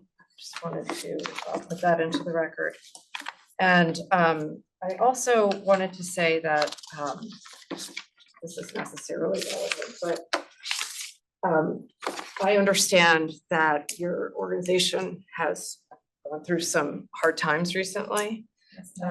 I also live nearby. I'm also an equestrian, so I understand the layout of the property. I've been there. I understand your need for more parking, but it has to be done in a way that is responsible. So we will help you get there. But we need you and your staff and your family members to be compliant and to allow us onto the property and to be welcoming. Do you think that's possible? It was how it was handled and how the whole process started. So, and the fact that I was told not to come here, I was no part of that, and I think that was really unjust on Tim Bishop's behalf, and Tim to even say that. I was not there. Mr. You weren't there, but you were on the phone. I'd like You to, were, and I was not there, I was on the phone, and I said that we were unaware of this happening, and I was told that basically I wasn't telling the truth, that my attorney was notified, which was not true. And I did express that we had our fundraiser. That if I explained to Mr. Hood as well, that I would be more than happy. We had a very civil conversation, and I don't want to interrupt you. so, You finished, so again, I mean, on the one hand, and I don't want to, I'm just speaking for myself. You're saying you weren't there, but you had a long conversation with me. I think. well, I wasn't there at the time of the incident when when the Okay, wait. confrontation happened, I wasn't Wanna make- there. Okay, let's just, let's move on. I was only putting that into the record because Mr. Bishop isn't here tonight. And One thing you said, you're correct that Tim Bishop did request that my client not attend. But when my client said that that would not be, to her, I don't want to say, You know, like, let's say, we were like, I did convey to Mr. Bishop that she would be here, but I assured him and I assured the board that there would be no incident. Okay, great. And I just am asking for some assurance that when there is a site visit on November 17th, and you guys usually go at 8:30 a.m., that there will not be any Absolutely issues. not. There will not be a police, I mean, Absolutely not. On the record, I need to make a comment that that day is being misrepresented here right now. okay, Very bad. we're not gonna get into that right now. Mr. Bishop reserves the right to have a police escort the day of November 17th for the site walk. I just don't want you to be surprised if you do see a police officer with them. That really won't be necessary, but. I appreciate the confirmation of that. Thank you. Okay, thank you very much.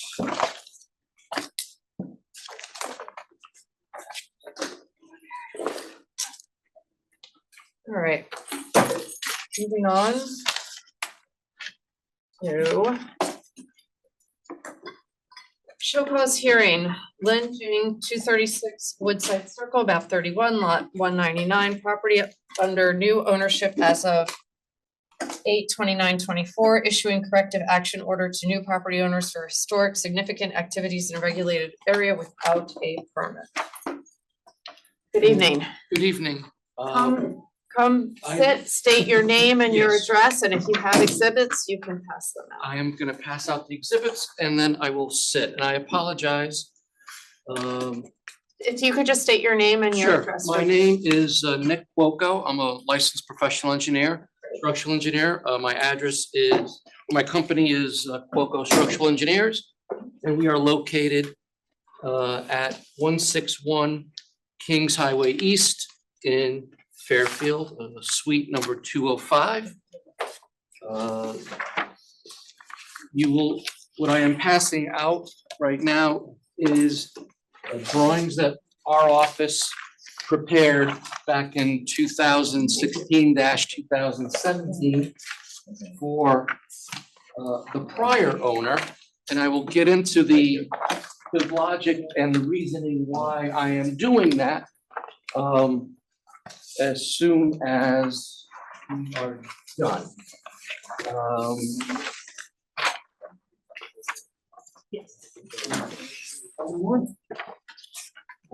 Okay. Thank you. Thank you.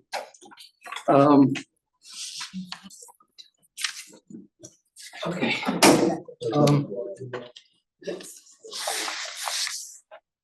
Should I wait for Mr. Hood to come back? That's all right. Okay.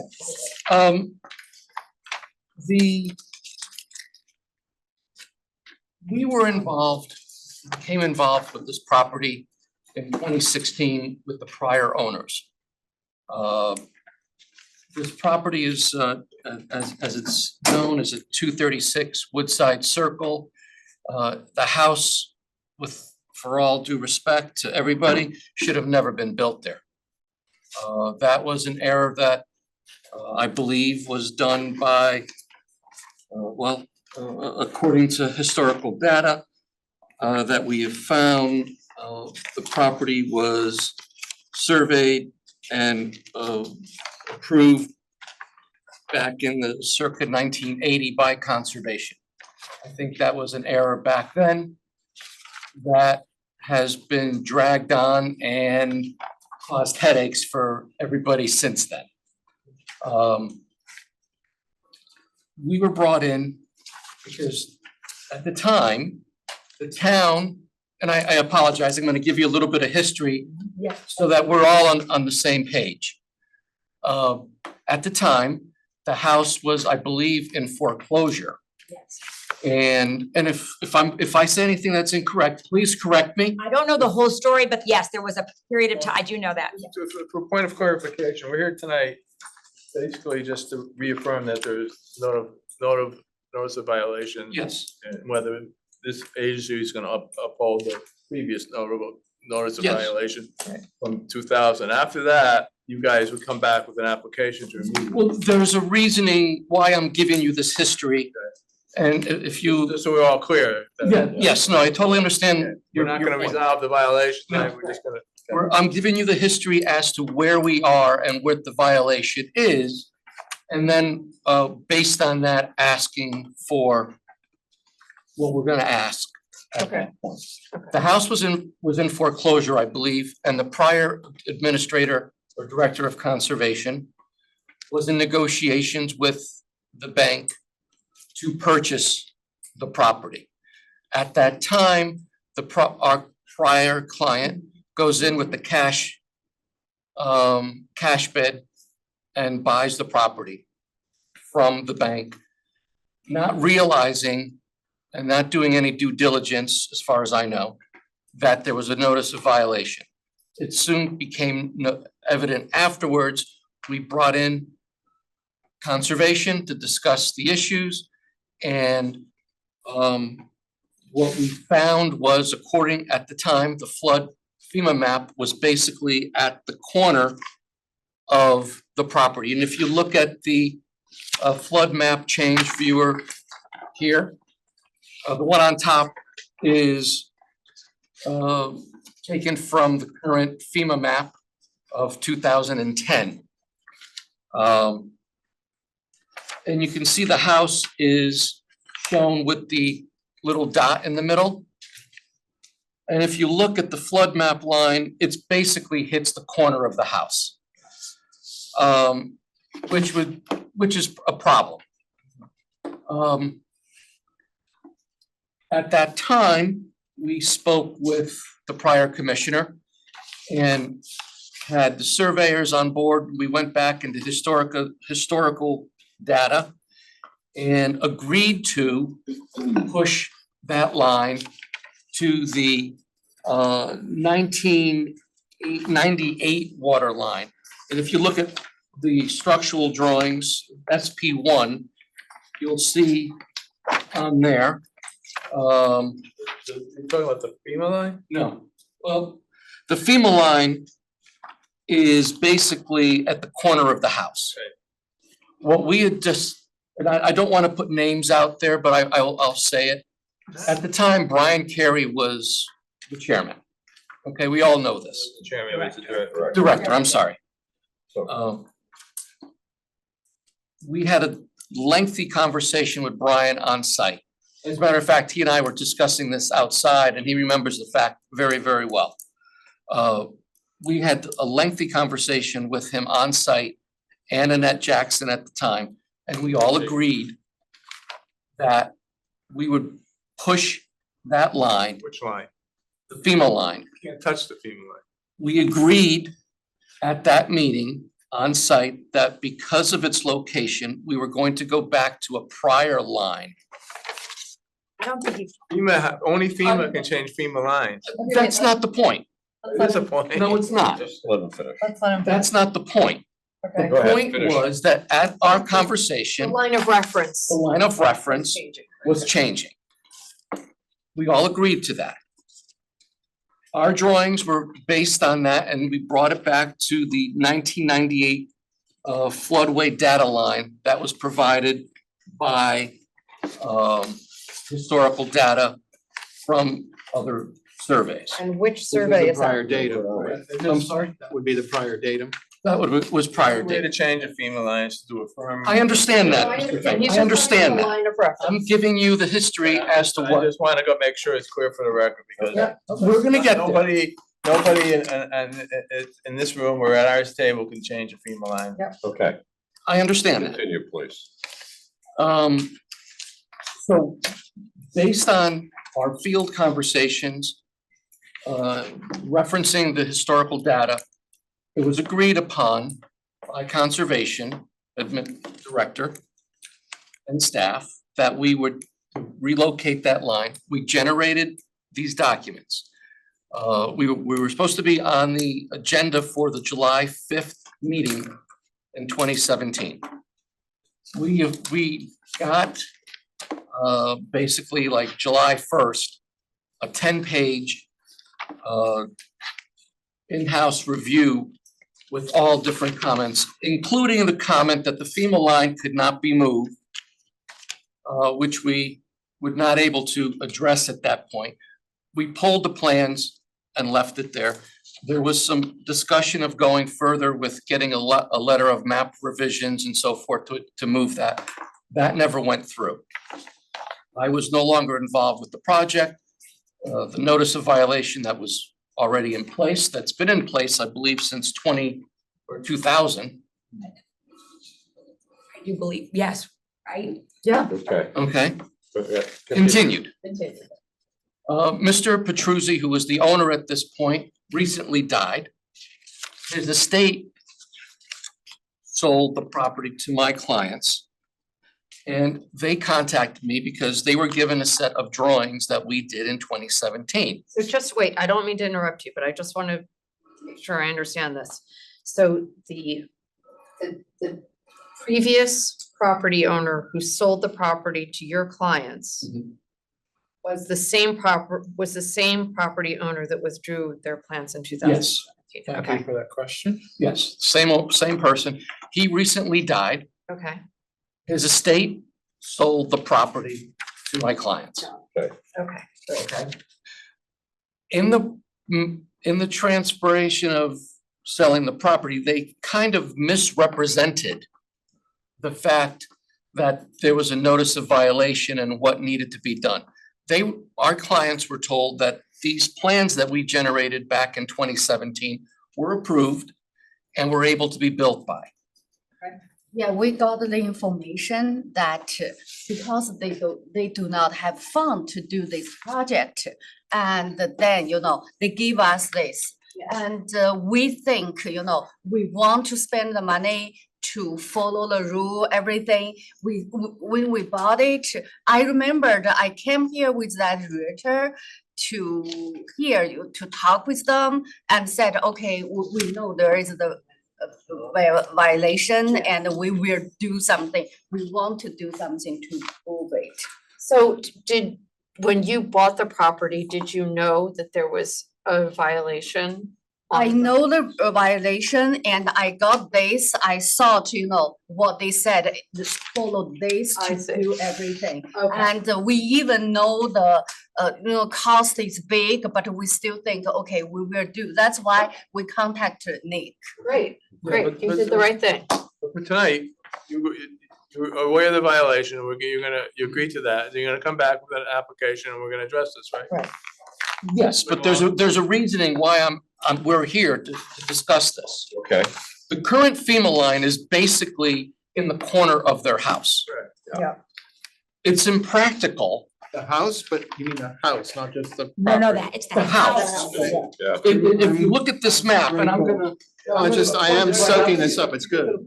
I'm getting there. This is the FEMA map, there's the house. Beautiful lot.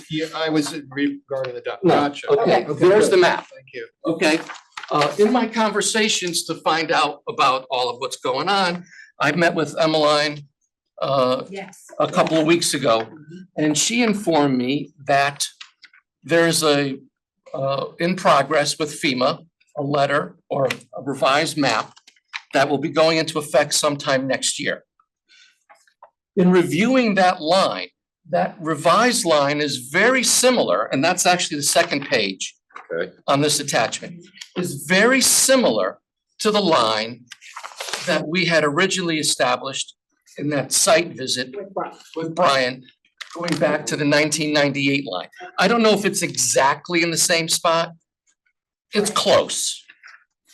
Okay, once the line becomes finalized, we'll address it. My purpose of being here is, according to the letter and the notice of violation, we need to submit plans to repair the modification by June or January 25th, I believe, which would force us to scrap the entire set of plans and build something that is really unusable.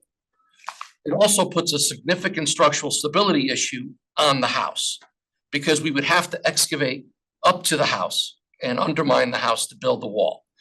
There would be limited access or to get in and out of their property because the wall would be right there. They wouldn't be able to get off of their deck to get into anything. Okay, so wait, I'm sorry to interrupt you, it's just getting late. I understand. All of these things, and I think I understand where you're going with this. All of these things you can put in your application. You'll have an opportunity to present all of this to us. And then we can make a decision, but we have to have, and you can include engineering reports, you can include. That's fine, but structural my whole reports. purpose here is to see if we can push that, it's the date to when after the revised FEMA maps become effective. Problem with that is we don't really know. We don't know when that is. Right, and we also know that the government rarely does anything on time. So the issue with that is we could push it to, March, but then if the maps aren't out in March, we'd have to push it again to July. And it could be into 2026. Considering how, I mean, you can make the argument that considering how long the NOV has been active, it's sort of like, what's another year? But at the same time, you can make the argument that it's been so long that this really needs to get addressed, particularly because in light of the fact that your client is aware of the issue and wants to resolve it. She is aware of the issue and she does want to resolve it. But the issue is also that where the current line is. Right, I understand, but Makes her. we all have to. Understood. Right? I mean, I can't say, but they're gonna legalize heroin, next year, so you can't arrest me for possession. We have to abide by the regulations that exist in real time. We can handle that through the application process. Yeah. Because we could be looked at as a feasible prudent alternative. That's right. Right. So that's why I'm saying you can make all, Yeah. you'll have an opportunity to say all of this as part of the application process. And by that time, we might have a better idea of when those maps might be available.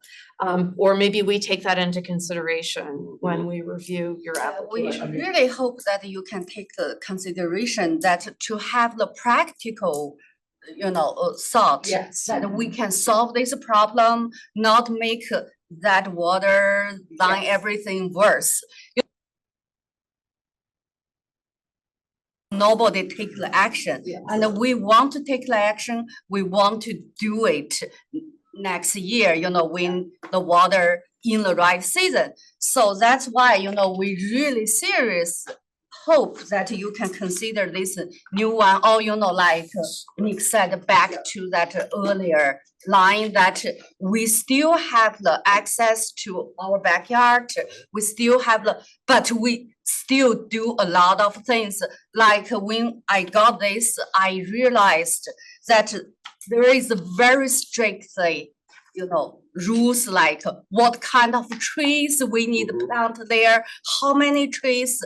When the first time we saw this, we were so surprised why it's so strictly. And then Nick told us because some trees is good for the water, for the, for the dirt, for everything, that we realized, and we want to put the money, put the effort to do this. So we really hope you can also not just reject what we. Oh, yes, Okay. we have a We hear you full and we see you. appreciation that you understand and that you want to make it right. That goes. Yeah, we a long just got, way. it was like 2 months, and we have already, contacted Nick to do everything. Yes, okay, so include the engineering reports, as insofar as you're able to, because as you might have heard earlier, in the absence of them, it makes it difficult for us to make a decision. And ask for some correspondence from FEMA. Yeah. If you don't ASK, you don't GET. No, and like I said. So Lomar been, Sorry? Lomar been filed? As far as I know, it never has been. They, Because you're waiting for nothing then. yeah, we're not waiting from them for anything. We just, Well, they need to file this Lomar map revision so you can get, for FEMA takes 6-9 months to act. well, I don't know if if that was ever filed. I don't believe it was filed. The paperwork, I believe, was generated. I was no longer involved with the project after that I'm talking about the meeting. one that you said from the town was looking at a little more revision. The town was giving that to the homeowner to generate, That was back in 2017. Long time ago. That was a long time. As far as I know, the prior owner never filed that. Okay, well, I'm confused then, because until you get that loan wire revision, you can't do anything. Well, we're not doing anything, but FEMA has done that already. This is a copy of their proposed map. Okay, so Good, okay, so FEMA's revising the maps. FEMA is revising their that map. map came from FEMA, This is off of the the GIS, okay. This is off of the flood protection map from Okay, so FEMA. include that and make sure that it's, you know, it's clear that Yeah, that's. They've already the put it right- forward and they're gonna adopt this in a short period of time. Yeah, this is already, that's why Emmeline said, Sarah, do you have any ask. comments on this? No, I don't know. How long, like I haven't talked to Emmeline to see if she has any timeline. No worries. When I spoke to her a couple of weeks ago, she did not have a timeline. I haven't been able to get in touch with FEMA yet. They're on my people to call. I just haven't had a chance to do that. No worries. Yeah. Our next meeting is December 4th. She would have to have it in by.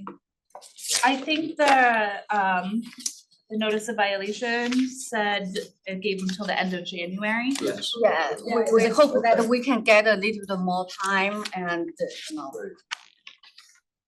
And considering, January 24th. Yeah, considering now we're coming into the holiday seasons and everything else, getting hold of people, I would appreciate it if we could put that, at least push that date back.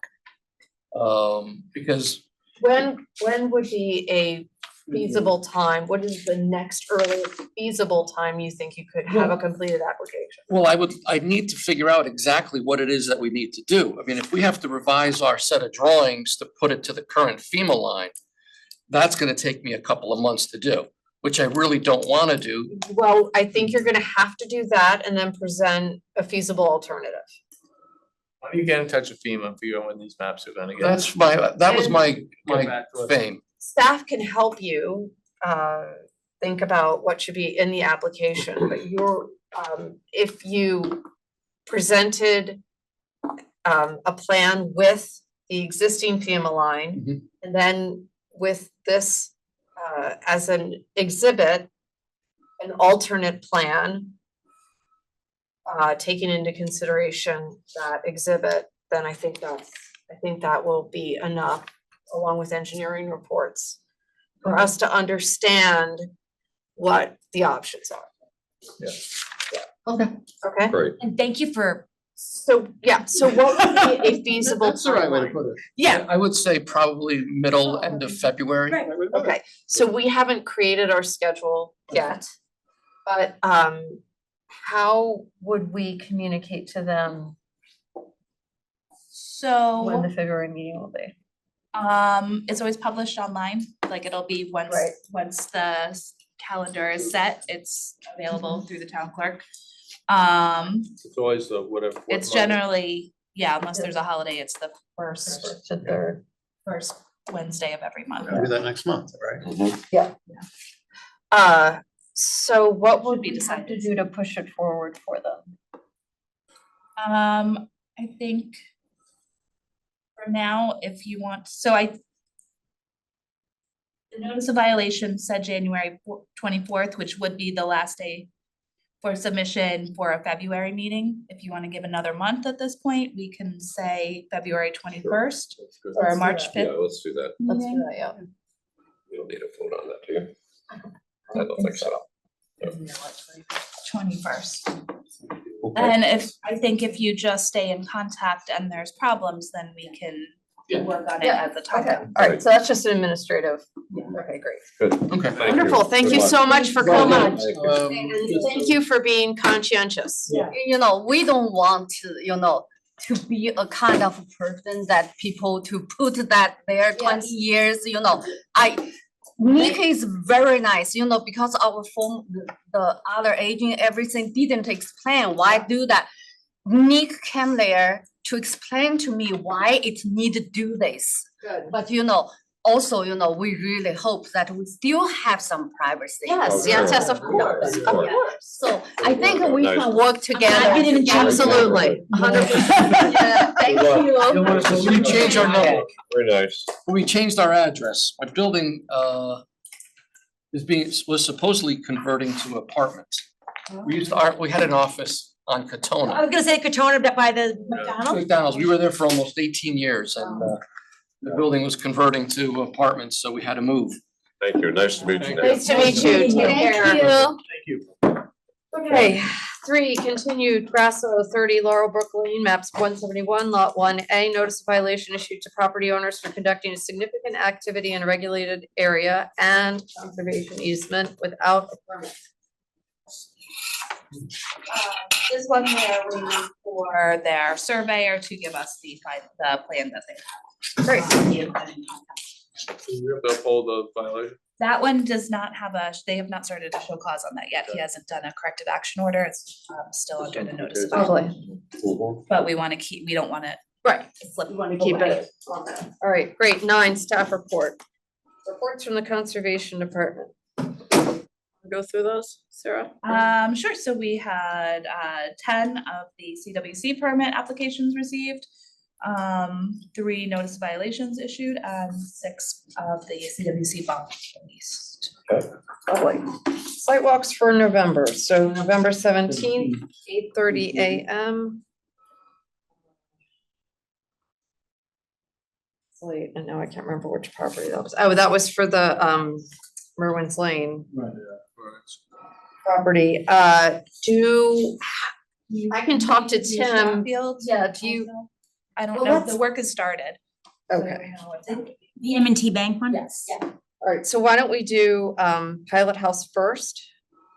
Since they're expecting us, and M&T after that, although really M&T, you could see it we can from- all Let's go go. on our own, so Yeah, if you wanna scratch that. I- 17th, yeah, let's just, everybody go on your own time. Did want to mention too, the Black Rock Turnpike, when I went out there in the summer, I couldn't, green wall. Right. All the leaves are down, you can see all the way to the brook and Oh, good. one side, Okay. really see what, what's being involved and what's being proposed there. Now's the time to do it. Okay, That's a good point.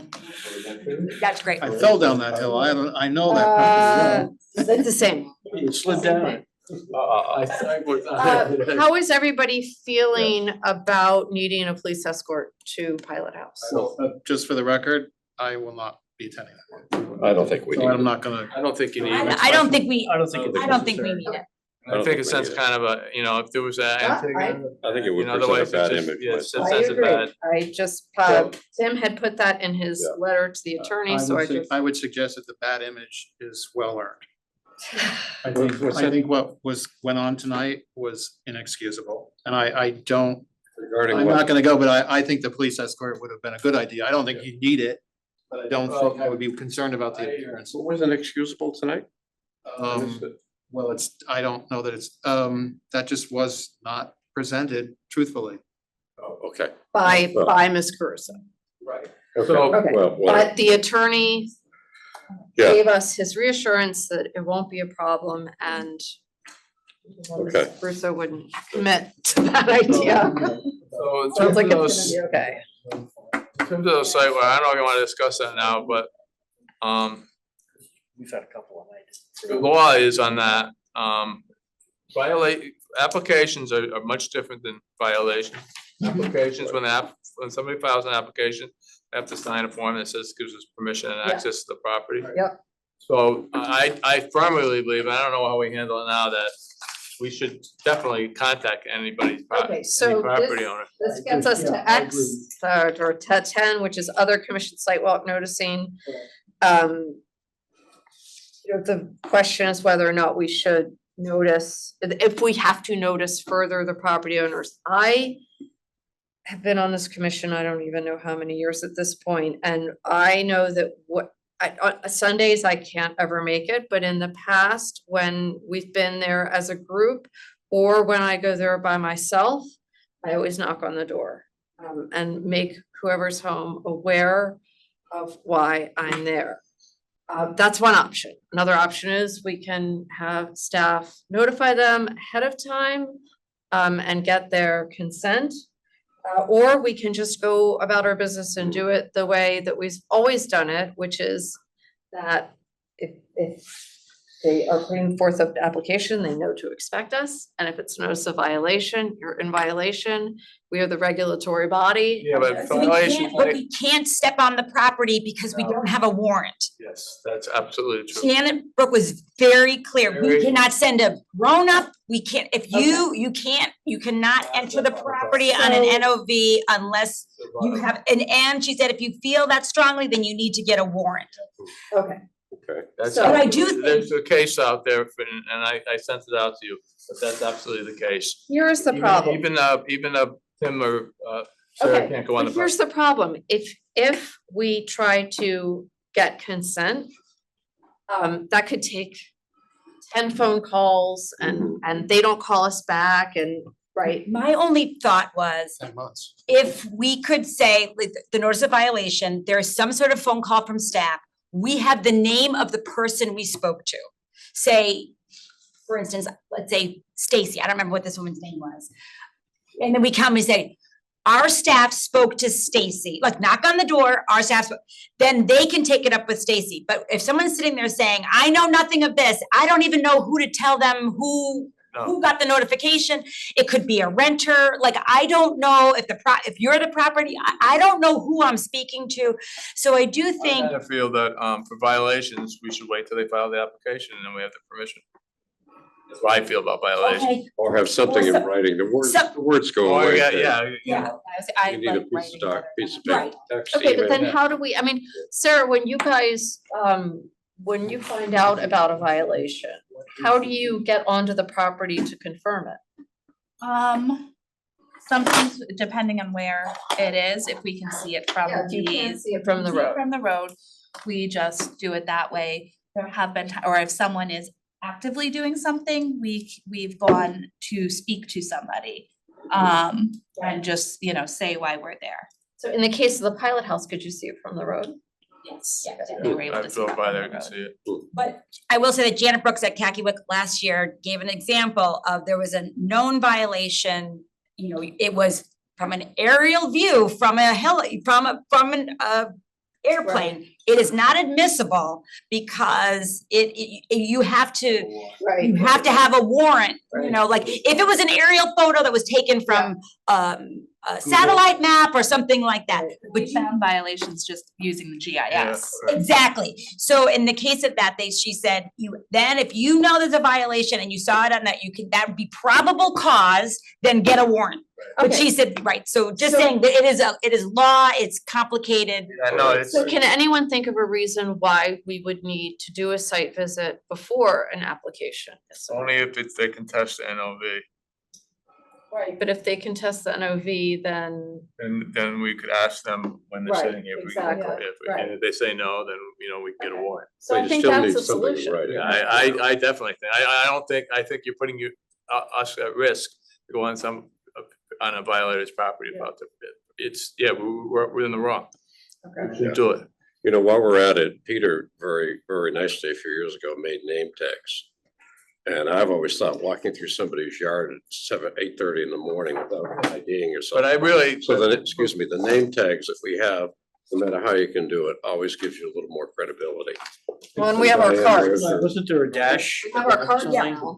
Well, this is what was on my Everybody dash get- when the person. This is a vital name tag. No, but I mean Yeah. the. And I think that we This is need, bigger. we actually need verbal permission, no matter, like. I think it's the way to, I think it's. Did you get the? Private property, it's your people's home. Nobody's You name can on show it. if 5 or 6 people show up, I would. Did you be get there, your name tag? Well, A 3x5 vinyl name? Janet Brooks saying, You didn't make me one. illegal search and seizure, like, she's like, it's a protected, like, I know it's a lot of work, but, most Excuse me, people. I always knock on the door. Excuse me. Yes. I'd like to say something. So we've been sort of focusing on violations, and you mentioned that if there's an application, that they give consent.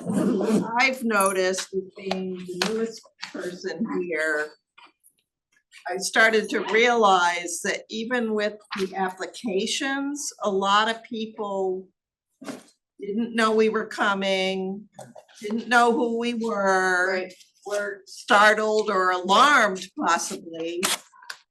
And that's an issue because that's a risk to us. Okay, so do we feel like it's necessary to knock on the door? Yeah, I think. My question is, so we just said, well, this was a violation, but let's say we have an application, we set a site inspection for the 17th. Do those people get notified Wait a minute. that we're gonna be there on the 17th? So we publish, the town clerk gets the agenda for it because it's properly noticed. Right. Generally, people are at the meetings when, I mean, they don't always stay till the end when it's discussed, but very often they call and say, when is it? But we don't send them a separate letter. Yeah, but I don't think that's sufficient because it's obviously not working. I've noticed it's not working. And I'll give an example, So- on the on the corner that backs that Dolan's, I don't even know what you call it, off of Black Rock Turnpike, the two adjoining houses, both had renters in them. So the owners of the property may have been notified, and the applicant may have known that we were coming, but the homeowners did not, and we walked down the driveway and they came out, and I understand what. Information that we have. That's what I'm saying. The owner, So I think so then I think if you could say, if we, if you say, we have a site visit on X day, and you say, who was notified? Was the attorney was notified? So then we can tell that homeowner when we knock on the door, then call your landlord, call this, you know what I mean? Like, so that they know that we're not just. They should maybe that put in a there's- letter. I think we should publish the agenda, put a cover letter, send it to the homeowner, say, and both by email and by hard mail. So here in cover letter, here, the commission, we do a site work according to the following attached schedule, and they get that. I think That's a lot of work for staff. But that's a lot of, How about just by email? I mean, Sarah, what would be easier for you guys to email or send a hard copy? You have an email. Yeah, well, You have to have an email. And Sarah, could you just put a note on there, if you were not gonna be on the property, please notify anyone on the property that there will be a site walk. I mean, could you just, occupants of the property, that there will be a site walk? What's gonna be easiest for you Make it guys? easy. We Right. don't Start want. with email and then. Right, I think just adding that onto the email so that the occupants know. It's huge to send it to us. Site walks on the. Your email. No, I think if you give people notice, legitimately try to give them notice by email, and then they show up and say, what's going on? Try to contact you. Yeah, cause the only problem with mail is it gonna get there quickly? Right, but they don't Because if know the agenda isn't. know our process. Only a few days. To be I agree, active. I think like, sending it certified can take weeks No, they don't sometimes. want So if it's just sent regular mail, then they. Two conversations here. We probably should put on big things on the application. The commission will probably do a site walk, and you Yeah. should check the agendas at this address to check. I think that's a good idea. Just feasible? slide it in somewhere. I will talk to Tim and Schedule, that's a good idea. try and figure out the best plan. Good. That I think that's I have another Part of the point application process. too, that what I've noticed is that people will come over to us and then they'll wanna show us. For you guys as a commission to know you're not supposed to be discussing but the merits of an they- application. They don't know that. And I Right. think if we're gonna notify them that there's a site inspection, it should also include a brief description of the Freedom of Information Act, why we're not gonna be discussing their application because we're not legally allowed to do that, so that they understand that we're not blowing them off. Yeah, it's really just for orientation. Right, and when we went to that orientation on noticing a public meeting and all, on Robert's rules that Phil did. Phil, right? The new attorney, what's his name? Right now it's Phil. So Phil gave it, so I mentioned that we're having people, so he said when we notice the public meeting, And we just understand. notice it, there will be no public comment. just put that right in there, that he said that, because if we don't, he said, you know, if it's not noticed that there'll be no public comment, and me, us verbalizing it, it could be Try biting my it tongue. should be stated as it's. Oh, yeah. She's trying to. Okay. Okay, It was very important. I make a Maybe- motion, we, Form letter. Yeah, I think Yeah, that's no, what it's gonna format, have to be, yeah. the form letter. Or the- Okay, any other? No. All right, this meeting is adjourned.